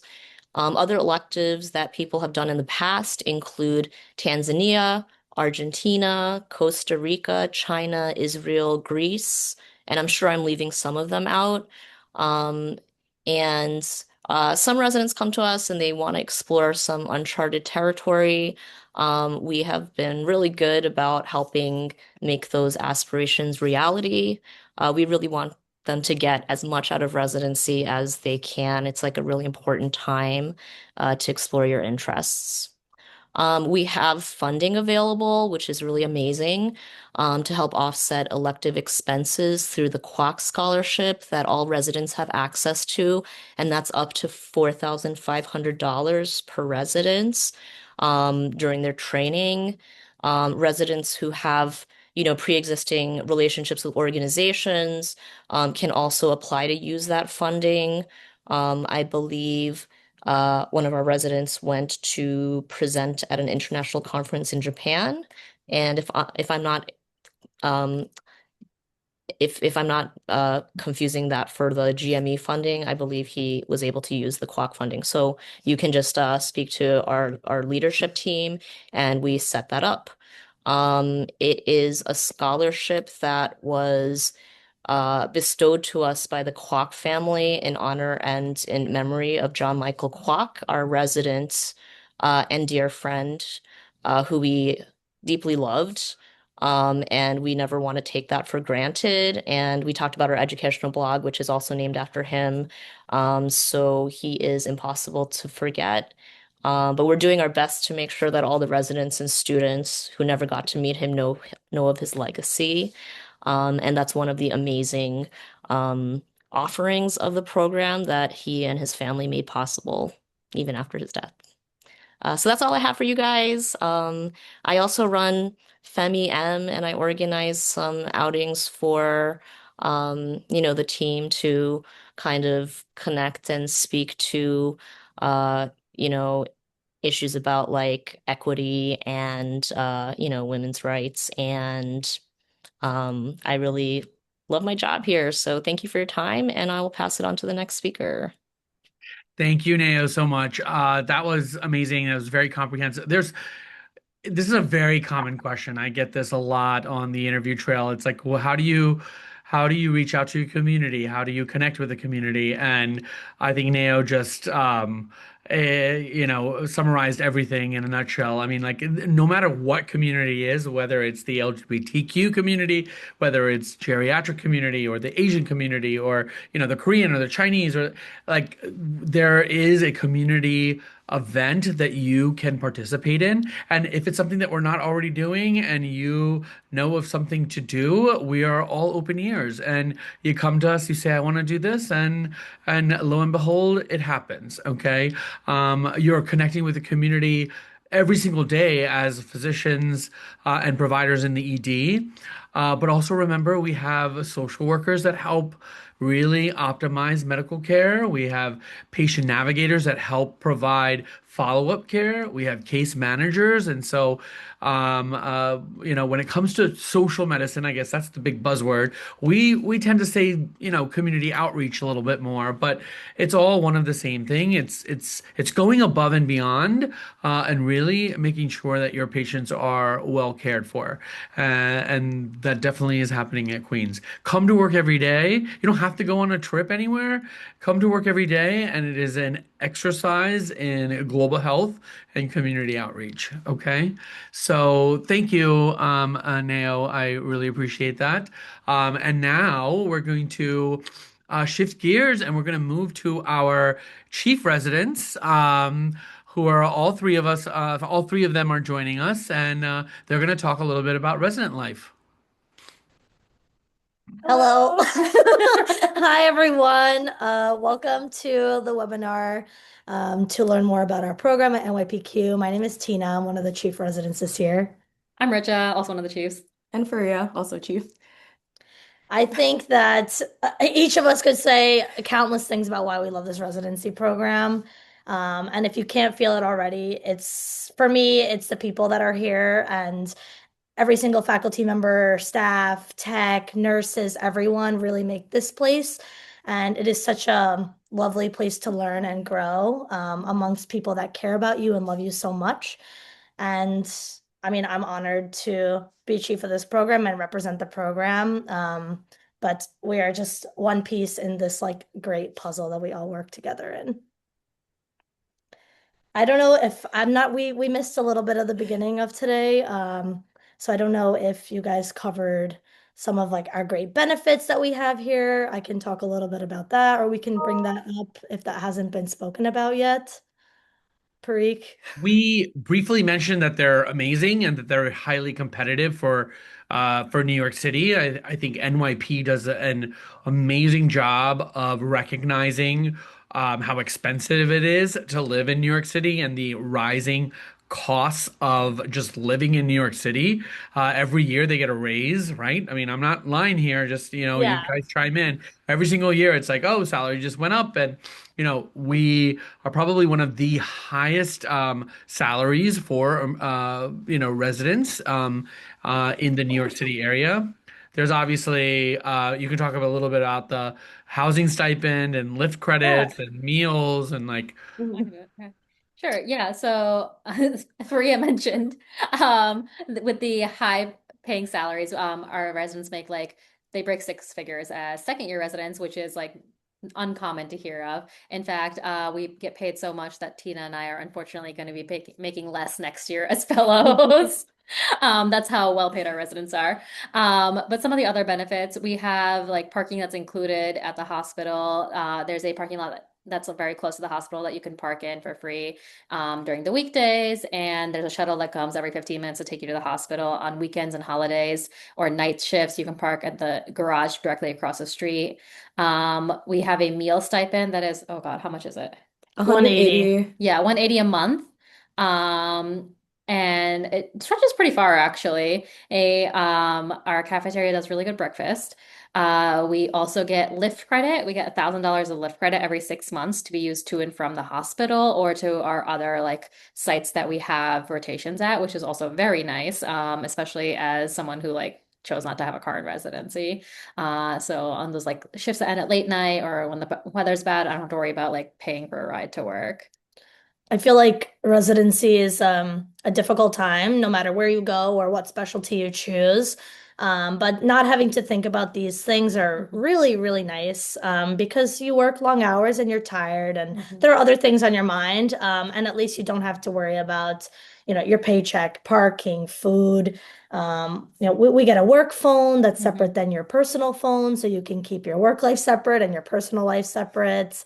Um, we we have like a an additional like educational stipend that is another $1,000 that we get.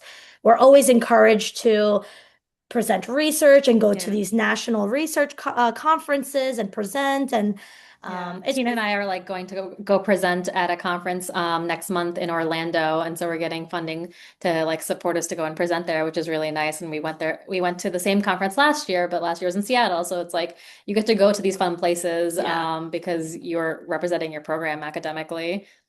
I think this place makes you a very well-rounded person and physician. And honestly, anything that you think that we don't have, we probably have it. Like we have everything. Like I'm super grateful for everybody and everything that we do have. And it has made the experience what it is. I will also say one of the most important things about our program is the protected time that the residents have. So Tuesday nights and Wednesdays are a protected time where if you're attending conference, you don't work overnight on Tuesday. And when you're at conference, you don't have shift after conference. So Wednesdays usually our wellness day where we all hang out as residents. As you see, some of our residents are hanging out over there. We have some interns and twos over there that are all hanging out. We just came back from a social event as well. So it's Wednesdays our day that we hang out. And I really value that time because it's one of the times that we have just us residents together and we make such unforgettable memories. And as we're entering like the last phase of our residency, it's something that we're always looking back at. So I really, really value that time together. Yes. Well, thank you. Wednesday Wellness, I mentioned this earlier, is everything. I think one year I had a very awful April Fool's joke where I told the resident body that Wednesday Wellness was no more and that people were expected after conference to go and work an 8-hour shift. And I will never do that again because I almost got shot in the head. So that will not happen again. Wednesday Wellness is everything. It is, and as you can see, that's why we get such great turnout at residency socials, applicant socials, because it's not just about the education in the morning, it's about the community and the collaboration in the evening. So, can you speak maybe slightly about the schedule and what that entails, and just like requests and like little things like that? Yeah, sure. We have, so intern year, you do a lot of EM. You get 2 requests for every 4 weeks of EM that you're on. And the scheduling chief will do their best to honor those requests. Good job. Yeah, we do PEDS throughout your entire year. So we don't do like dedicated PEDS blocks. We do longitudinal PEDS, which I personally think is a lot better. So you see like the variety, you get the winter or like respiratory illnesses and also the summertime, like bones broken and all of those things. And you get to get it mixed in and you're not forgetting your peds. We do a couple months of ICU. So you intern year, you do MICU, you do OB-GYN, ortho, anesthesia, yeah. And then you do more ICU your second year, as in SICU, but you also do other cool like uh, things like you have 4 weeks of elective time, which you can mostly do in your fourth year, or if you are interested in something, sorry, third year, fourth year. What are we in med school? um, in your third year. But if you're like interested in something and you know you want to do something like early on, like for example, someone in my class went into pain. He knew he wanted to do that early, so he moved his elective time into second year to do a pain elective. We're pretty flexible with the schedule and we'll like move things around. And Dr. Parikh is always there to support you in whatever you want to do. Well, thank you. I appreciate that. Look, I'm not allowed to say this, but I'm going to say it anyway. Um, so don't tell anybody, but actually this is recorded and probably going to go in the webinar anyway. I'm sorry, the blog anyway. But look, I think sometimes when you look at programs, you gotta look and see whether their residents are unionized. Okay, so I don't think our residents wake up every morning and say, "Hey, we are so mistreated. This is not fair. That's not fair. Our salaries suck. Our benefits suck." That they have to get together and unionize. Um, because NYP and our program takes care of its own. Okay. So I think salaries are great. I think benefits are great. I think feedback goes a long way. Um, when residents ask for things, if they are actionable and reasonable, those requests or those demands are made, right? I, don't hear it from me, hear it from the chiefs, and I promise you, I did not tell them what to say. Right? NYP residents are not unionized because I think NYP does just a really good job of meeting the needs of training in 2026 in New York City. So, okay. So I think that that is resident life. I know we're running a little bit behind, but I would like to now turn it over to if you want to hear from us, we're here right now, right? We're faculty right now, we're residents right now, but why don't you take a moment to hear from the residents who have graduated from this program, that are alumni of this program. I think that they have a lot to say. And so I mean, there's a lot of faculty here that have already spoken that are alumni of this program. But I'm going to start with Dr. Kenneth Chang, who is a class of 2022. So 4 years ago, he graduated, and he is currently, as you can tell from his his Las Vegas background, is in Las Vegas practicing emergency medicine. And so, Kenny, do you want to say a few words? Yeah, Kenny, I definitely. love you. Hey, love you guys too. What's up? Awesome, awesome, cool. Yeah, so yeah, thanks so much for having me. Name's Kenny Chang. Currently, I'm core faculty, director of clinical education at the Valley Health System in Las Vegas, Nevada. Absolutely love what I do. As a community-based academic physician, I truly feel like I have the best of pretty much both worlds. I'm still a practicing pit doc, not the TV show Pit, because Noah Wai is a lot better looking than me, but still a practicing community doc in a very busy ED. Do my own central lines, do my own intubations, do a lot of procedures. And then at the same time, I'm very active in resident education as well, do a lot of teaching for residents, medical students. As a PGY7, I still absolutely love what I do. So I reflect back and I kind of wonder like where does this all come from? And I look back and I know 100% it's from NYPQ. Training is just absolutely incredible. It keeps me motivated every day. I always reflect back. Funny thing, anyone that knows me as a resident or as a student, I probably will reference Queens in pretty much every single one of my reference lectures and everything. It's a little bit annoying, but I think it's a testament of how much I love this program. And so yeah, class of 2022, like Dr. Parika said, I'm part of the boy band class. So there's a poster of us somewhere, I think, or some PowerPoint. I'll come autograph it next time or something. And even more importantly, I was there from 2019 to 2022. And then 2018, I made the big decision to do my first sub-I rotation. So as somebody who was born and raised in Southern California, sunny SoCal with the beaches and everything, I finally made the decision and I took a leap and I signed up for my first sub-I and came and rotated at NYPQ. And I just absolutely fell in love with New York City. Love the people, love the food. So I had a dad bod even before having a kid and everything. It's incredible, and I love the staff most importantly. The ED techs, scribes, nurses, future faculty. I would say as a medical student going through NYPQ, I've rotated at so many places. These were definitely my favorite attendings, and I saw a great future with them. So I made that a very deliberate first choice on my rank list. And all throughout my interview season, never really once looked back. It was always NYPQ was always my number one. And so I'm aging myself a little bit. I remember in March 2019 getting that NYPQ on my match letter. I remember I was so excited that I ended up crumpling the letter and everything. And then I sent it over to our clerkship director, who was Dr. Ala Bardash at that time. And she sent me back some smiley faces and some kisses or something. So I basically felt welcomed already, even before I started. And then I was celebrating with my wife, who's also a psychiatrist. So we're celebrating match. We're drinking, let's just say we're drinking apple cider out of a champagne glass or something. And then I get this phone call from a 917 number, and I'm like, yeah, whatever, probably a spam call, 917 number. And then later that afternoon, I opened the voicemail, and it was Dr. Parikh.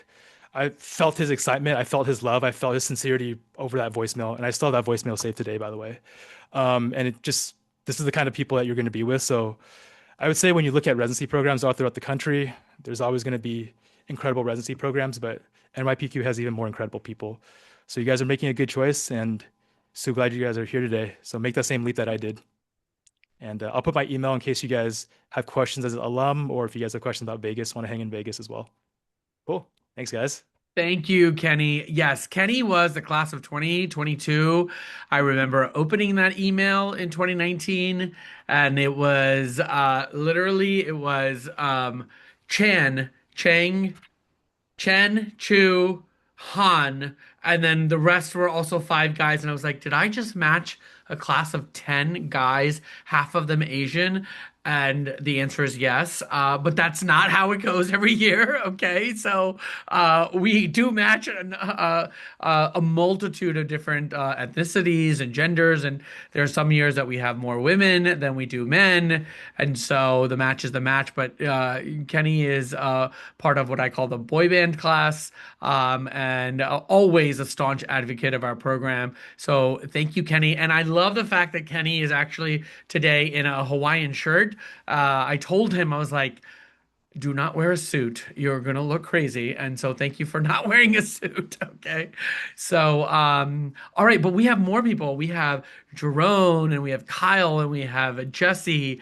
I welcome you to the stage to just talk about us and how NYPQ has transformed you into the person you are. Don't all speak at once. Literally don't all speak Who at wants once. to go first? Yeah, I don't know who wants to go Well, since first. you're 2024, you go first because you're senior to them. Yeah, we'll go Okay. in order. Okay. Hi, I'm Jessie, class of 2024. I'm currently ultrasound faculty at Brookdale.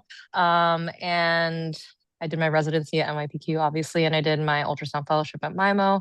And I'm here to just tell you guys how much I love NYPQ. Still to this day, I'm telling medical students to go to NYPQ for residency because after graduating, honestly, I feel like that was when I like really got to see, wow, I think I'm ready to be an attending. I mean, I never feel 100% ready, but NYPQ made me feel the most prepared that I think any other program could make you feel. And in addition, I made some of my closest friends. I met some of my closest friends, and I still keep in contact with them to this day. We still hang out. Dr. Bernal, who graduated class of 2023, now we're like co-attendings together and we work together and see each other all the time. And some of the faculty that is still at Queens now. What else is there? There's so much to say. I loved conference. Conference was the best. I actually enjoyed going to conference, which I think not many residents can say. Like I would always look forward to whatever activities we had to do or just lectures just to see my friends, the faculty, hang out afterwards. Yeah, it was probably the best choice that I ever made to come to NYPQ, and I miss it every day. Yeah, that's it. Jesse, thank you. Love you, That was Jesse. Love you amazing. so much. Love We love you. we love Jesse. I still remember back in 2021 her interview. I interview every, obviously applicant that comes through the doors, and she impressed us from day one. She's a singer also. She can draw. She has lots of talents. We love you, Jesse, and thank you for speaking kindly of us. Okay, actually, I said that you were the most senior alumni who's not at NYPQ, but there's actually Victor, class of 2023. So Oh, you're now I'm going to put you on. on. I'm going to put you on the spot.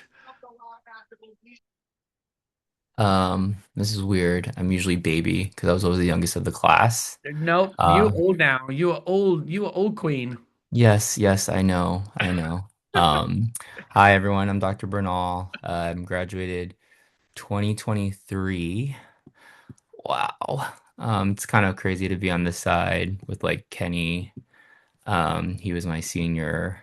Um, but yeah, Queens is great. It really is like a blessing in disguise. I always like to tell Parikh this, but Queens wasn't my first choice, but I'm glad I went there. Like I would redo my match list and put Queens number one, like hands down. Like Jesse said, I'm at Brookdale, I'm with her. We actually worked um today with each other and saw her and hung out like the night before. So it's obviously like a family community. And yeah, I'm still in the neighborhood. I still do some shifts just because I like the people, I like the patient population. They challenge me and I love it. Victor, AARP. Oh my God. Sorry. ARP, yes. Thank you, Victor. All right. What about anybody else? Any other alumni? Kyle, Jerome? I mean, listen, when I say alumni, there's a lot of alumni here. Okay, I think probably the most senior alumni, okay, if I can say this, is probably Nao, right? Nao, you are class of 2014, and she is here and alive and a staunch advocate of the program. And then there are several people after that, but anybody else? I guess I can talk a little bit. So I'm Kyle. I am one of the class of 2025, and I'm an ultrasound fellow at Mount Sinai.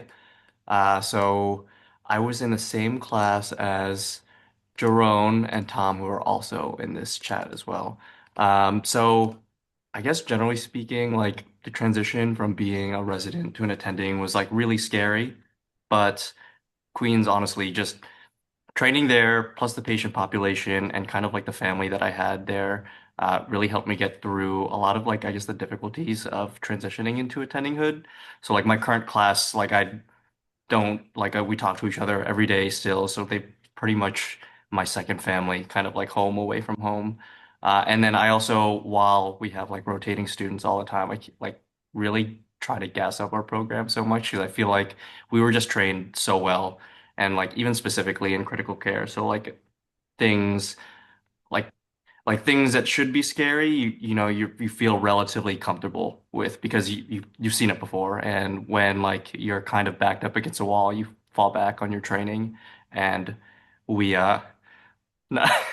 we got trained really well. Um, what else? What else? I actually also really love the population that we served. I think it's something that we take for granted until you like leave Queens, and then you see how kind of like different populations respond to like the medical system, and the immigrant population of Queens just really like respected our care and was really grateful for our care.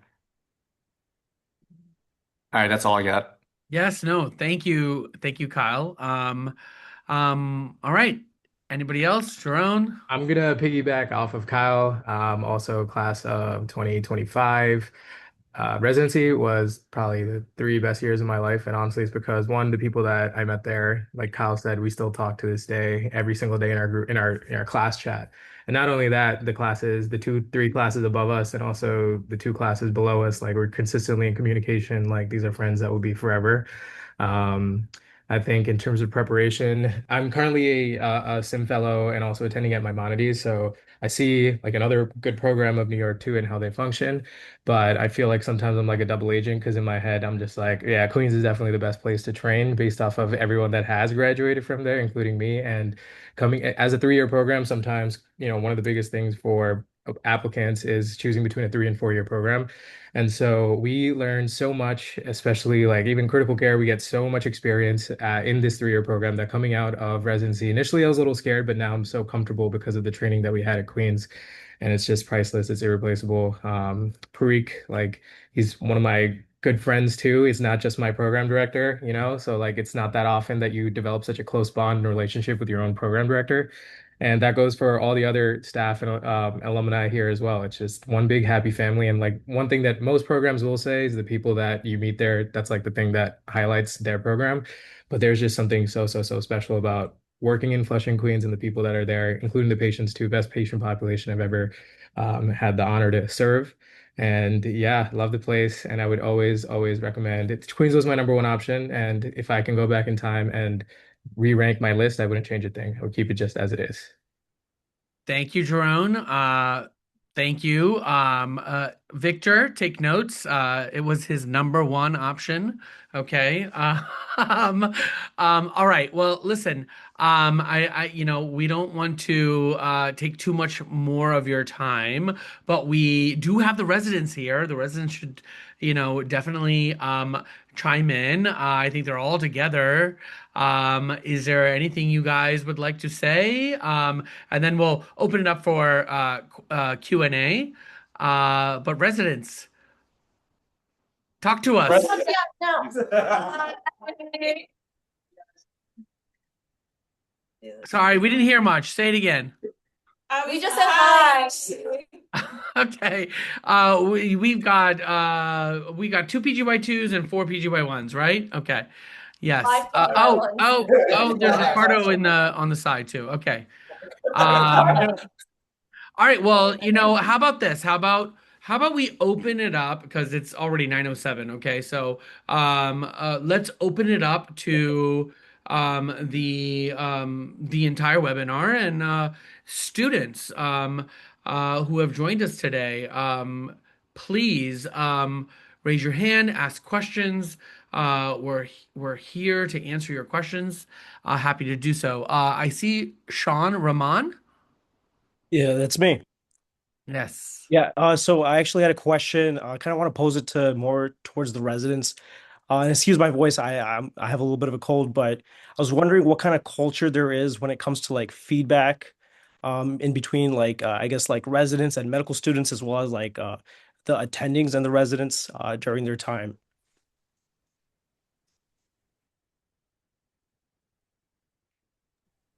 That's a great question. Not for me to answer because he wants to hear from residents. Someone's gonna go. Okay. Go for it. Feedback culture is really good here. After every shift, your attending will fill out an eval for you, and you'll get it within a short period of time. So you'll see literally everything that you did well on, that what you could work on, everything throughout the shift, any criticism or feedback that they have for you. All the attendings are also very approachable. So if you do have any concerns from your shift, you can just literally reach out to them, text them, email them, however you want, and just talk to them about the shift or anything that you struggled with, or asking for feedback personally and be like anything that I could work on. So there's a lot of feedback through directly on shift as well. And then throughout the year, there's also evaluations for attendings and faculty members as well. So there's a lot of feedback everywhere in every aspect. Thank you. Sometimes people will say it's too much. It's like literally a shift evaluation for every single shift, plus your biannual evals, plus the residents also evaluate the residency multiple times throughout the year, including today when they did the ACGME survey. But we have a retreat. We have weekly conference emails that have a anonymous link to evaluations. That's one of the things I am very proud of. I think that I and my core faculty, we listen to feedback very well. If it is right, because it's your residency at the end of the day. It's not mine, it's not theirs, it is the residents. And it is your 3 years to train. And when something is not working, you tell us about it. If it is actionable, we fix it. Period. Feedback goes a long way. I see three hands here. Let's start with Josephine. Yes, hi.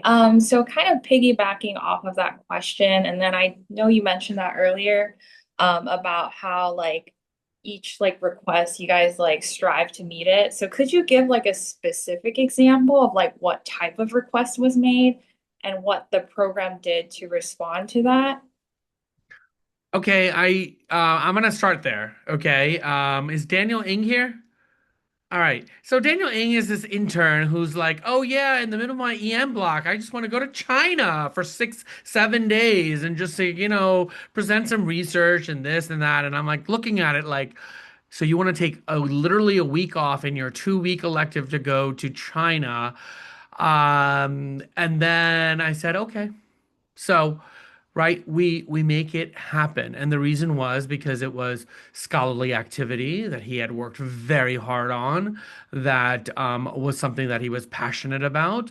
He has an engineering background, and it was work that he had done even prior to coming to this residency. And who was I to say, no, you can't go? So he's literally going to have 7 days off in the middle of his EM rotation to go to China and present his scholarly activity. We have had residents who unfortunately have had a family member pass away, who have to travel abroad, and we have accommodated that. We have had, you know, we've had so many instances where we just make the schedule work. Okay. Um, I shouldn't be the one telling you. I mean, I'll let the Chiefs and Richa and everybody else tell you. I was But ready. there's accommodations for pretty much anything and everything as long as it's reasonable. Now, if you email us and you're like, "Oh, my BFF and I just want to go to Bora Bora and just like rent a over the water hut for 3 weeks and like, you know, fish." No, that's not going to happen, right? But we're very accommodating. But Chiefs, maybe you can talk more about that. Yeah, sure. So there's this question has come up at a lot of like interviews and stuff, and one of the examples that I like to give is also like outside of scheduling stuff. I remember my intern year was when we started a new rotation for neurocritical ICU, and as we had the second years go, one of the second years came back and like in the middle of her rotation and told Dr. Parikh, "Hey, on this rotation we're doing 1 week of days and 1 week of nights." But I feel like this 1 week of nights isn't really helpful because the attending isn't in-house. We're just kind of sitting there watching these patients, and it's not really conducive to our learning. And so Dr. Preek was like, okay, thank you for telling me that. And then he reached out to the neurocritical care ICU director and got that changed right away. It wasn't like, oh, we'll reevaluate at the end of the year. No, he was like, for the next person rotating, you're only going to do days now. So you're actually when you go to this ICU, you're there to learn something. I think we're very lucky because we are a small program and we are able to make accommodations and act on the fly. And we're like, I think everyone here is working in the best interests of the residents, truly. And it countless things that we have commented. You guys asked about feedback. Like we give feedback and things actually get changed year to year. I've seen things change based on feedback that we have given, and it's really nice to feel like you have a voice in your own program. And as far as like incidental life things that come up, everyone here understands that you're human, you get sick. Unfortunately, people pass away. It's just what happens. And because we're a tight-knit group, we're all ready to lend a hand to each other, make up a shift, cover a shift, switch out, sub in, whatever you need to do to get your hours in. And I mean, you're still a human at the end of the day, and I think everyone here understands that. I just also want to mention I just came back from maternity leave. I just had a baby a couple of weeks ago, and during the second year, I had all my blocks already, pre-planned. But when I found out my delivery date, my chiefs and my PD all like got together and helped move my schedule around, and I'm still gonna probably graduate on time. So, which is really, really great. They've always accounted for us and love us, so hopefully. Sorry, there's a lot of background noise. Michelle, we'll talk on the side, okay? I have to tell you something. No, I'm kidding. I'm kidding. No! Very kidding. Very kidding. Okay. Hopefully, Josephine. Josephine is part of the NYPQ family, right? Is very well known to us as a prior scribe. Hopefully, we answered your question. Okay. We've got Andrew and Ani and Nicholas. Andrew. Hi guys. Just wanted to thank you quickly for your time. I know you guys are very busy, and it means a lot to us as students to have this time to talk to all of you. I had a question about, I know you mentioned the relationship with the rest of the hospital is pretty good, and I can tell from the way you guys are just by meeting you all tonight. Um, I was curious how it works with like the surgical residents and like IM. Is there ever any like competition for procedures or anything like that? Or is there like an agreement between the different residency programs? So I can answer that, or somebody else wants to take it. Either or. So I know a lot of places will be like, oh, odd days, even days, and there's like, a very like distinct algorithm as to who gets procedures. I will say this, okay? In trauma resuscitations, for example, let's start there. There are defined roles, right? There is A, B, C, D, E, F, right? So A is always the head of the head of the bed, and that person is responsible for airway, period. So if and this doesn't happen often, but if an airway is not obtainable via, regular endotracheal intubation, then you go to crike. Who gets at crike? It's still the person who is assigned to head of the bed and A, and that's always emergency medicine. Okay, I mean, residents, when was the last time you saw a surgical resident or a trauma resident at the head of the bed intubating? So emergency medicine always gets head of the bed and airway. Okay, and first of all, the very first person who's in charge of the entire scene is always the EM attending, right? Because we're essentially the first responder, and so it is the EM attending who sets the roles. You are this person, you are B, you are C, you are D, etc. So B tends to be right side of the bed, which is also emergency medicine. C is left side of the bed, which is generally surgery or trauma. D is foot of the bed, which is leader of running the code. E is typically also right side of the bed, which is lines and fast.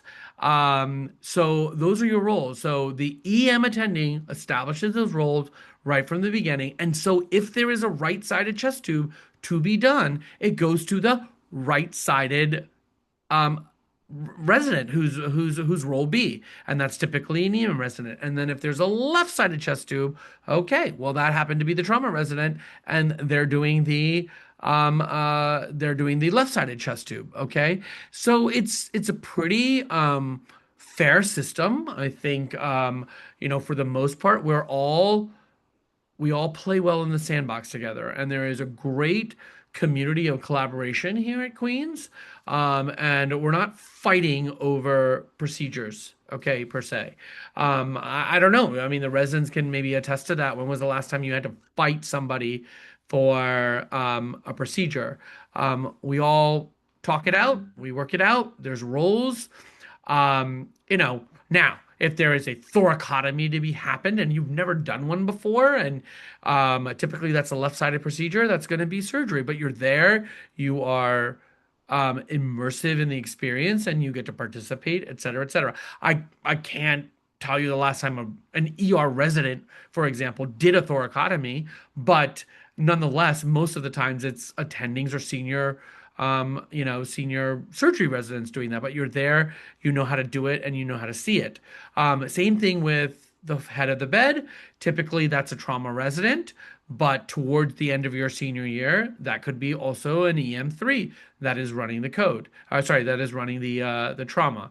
So I don't think that there's a lot of fighting for procedures. And I'm going to be very honest, I cannot remember the last time I had to have this discussion about this resident stole a chest tube from X, Y, and Z. For the most part, it's very, very collaborative. And the other thing I always tell, Dr. Sample and the rest of the trauma department is I feel like sometimes if our residents diagnose it, then they should do the procedure. So if it is my resident on E who found the pneumothorax doing the fast because of lack of lung sliding, et cetera, then let them do the chest tube.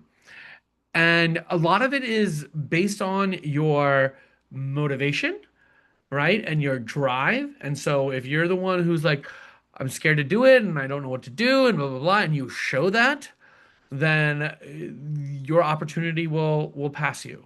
But if you're like, I got my stuff together, I'm ready to go, the procedure is yours. So there is not that you know I guess fighting or whatever you want to call it between the departments in terms of procedures. Chest tubes in general, I will say, open chest tubes are not as common as they used to be because we do a lot of ultrasound guided percutaneous chest tubes, et cetera, et cetera. And there's just certain procedures that you're just not going to see as much in emergency medicine because the technology is improved, including Crikes. I mean, I can't remember the last time anybody at any shop ever did a Crike because just airway and video laryngoscopy has just gotten so much better, right? So hopefully that answers your question. Collaboration is key, I think, and then also in terms of procedures, in general. So let's say you want to tap a knee. Yeah, you can call the ortho resident and say, "Hey, I think that this is septic, and can you come and tap the knee?" But I've always told the residents, and everybody knows that procedure is yours. You have to call the ortho resident because that's our policy. Because if you're going to tap a knee and it's positive, that ortho department needs to know that it's septic and take the patient to the OR immediately, not like hours later. So we get them on board, and I always tell them, if you don't let us do it, then guess what? We're going to train EM residents that don't know how to do these procedures. So when they're out in the community after they graduate, guess who they're calling in the middle of the night to do this arthrocentesis? So let us learn how to do this now, and they're all Yeah, very, very just to receptive. comment on it. So the workflow is that we call ortho. I only agree Right. to that workflow with a full understanding that EM still does the tap. We have a workflow for chest tubes that are non-emergent, like not the patient's dying, they're not, it's not a tension pneumo. We involve CT surgery when it's not traumatic and surgery when it's traumatic. Doesn't mean they're doing it. It just means we're involving them. And many a times we involve them, we'll just say after everything is almost already done. Right. I mean, I can't, and then there's a whole AOC system as well. So if there is a chest tube that needs to happen, you consult your emergency medicine colleagues that may or may not be on call, and then you figure it out. But I can't remember the last time that they've been like, and there are certain chest tubes that Yeah, I we was shouldn't gonna be doing. talk. Yeah, I We was gonna shouldn't be doing talk to that. when they're cancer patients and got all these adhesions and they've had so much instrumentation that you're like bound to like do a lung laceration or that sort of thing. So there's that term called Baffert, right? We all know that term, right? I don't want that. I don't want to equate that with I'm invincible. I am narcissistic and I can do anything and everything all the time. You have to also know your limitations, and there are certain times when it is appropriate for the specialist to do the procedure because it is complicated and it's really beyond the scope of what we should do. If somebody has had their chest open 10 times and has all the scar tissue, you probably shouldn't be putting the chest tube in to an adhesion. So we look at these things very meticulously, and I will just tell you this, we always do what is right for the patient, Yeah. but I'm the first one to say I will always look out for the residents and their training, and so will all of the core faculty. Yeah, I want to add, it's about the patient. It's not always about you. When I'm AOC or when someone's AOC, when someone calls me about a chest tube, the first thing I ask and I want to know is, tell me about the patient. Because I also don't want chest tubes going into somebody who's 3 months into death that may not want it, right? It's about the patient. And then there are some specific criteria we've agreed on. Samuel, you talked about a lot of them where it has to be the best person putting it, meaning somebody like an 18-year-old who's had VATS multiple times for 20 pneumothoraces and has scarring. Everything short of that, you're doing it. And I'm being very honest, I cannot remember in the last like 2, 3 years where I've had to like, you know, call the consultant and be like, why did this happen? Or why didn't our EM resident get to do it X, Y, and Z? And like, I just haven't had, I have in the past, don't get me wrong, but not in the last 3 to 4 years that I can remember. I think the system has gotten really good. Yeah, can I say why? I don't think we talked about it. Mitchell's not here and Rich is not here, but just do understand that a lot of emergency medicine has turned about the patient, not the procedure.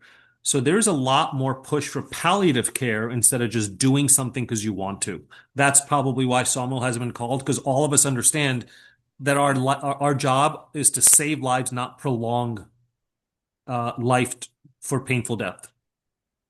Yes. The Zoom might end at 9:30, just an FYI. If you want me to send a new Zoom, I will extend it. Otherwise, Maybe we can get to the other it's gonna question. it's gonna cut off at 9:30. Is there a way for me to Okay. extend it? Ani?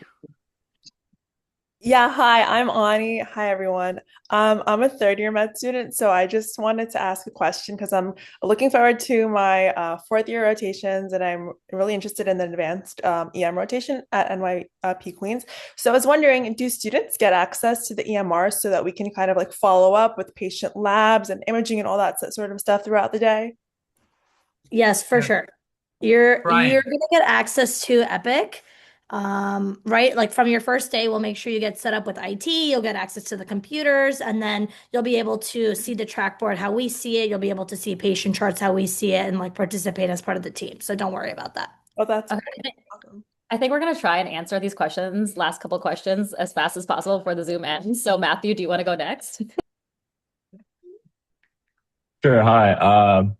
Thanks for your time. I just wanted to ask if any of y'all moved to Queens with a spouse or partner, and whether or not you can speak to how supported your partners and spouses felt throughout residency.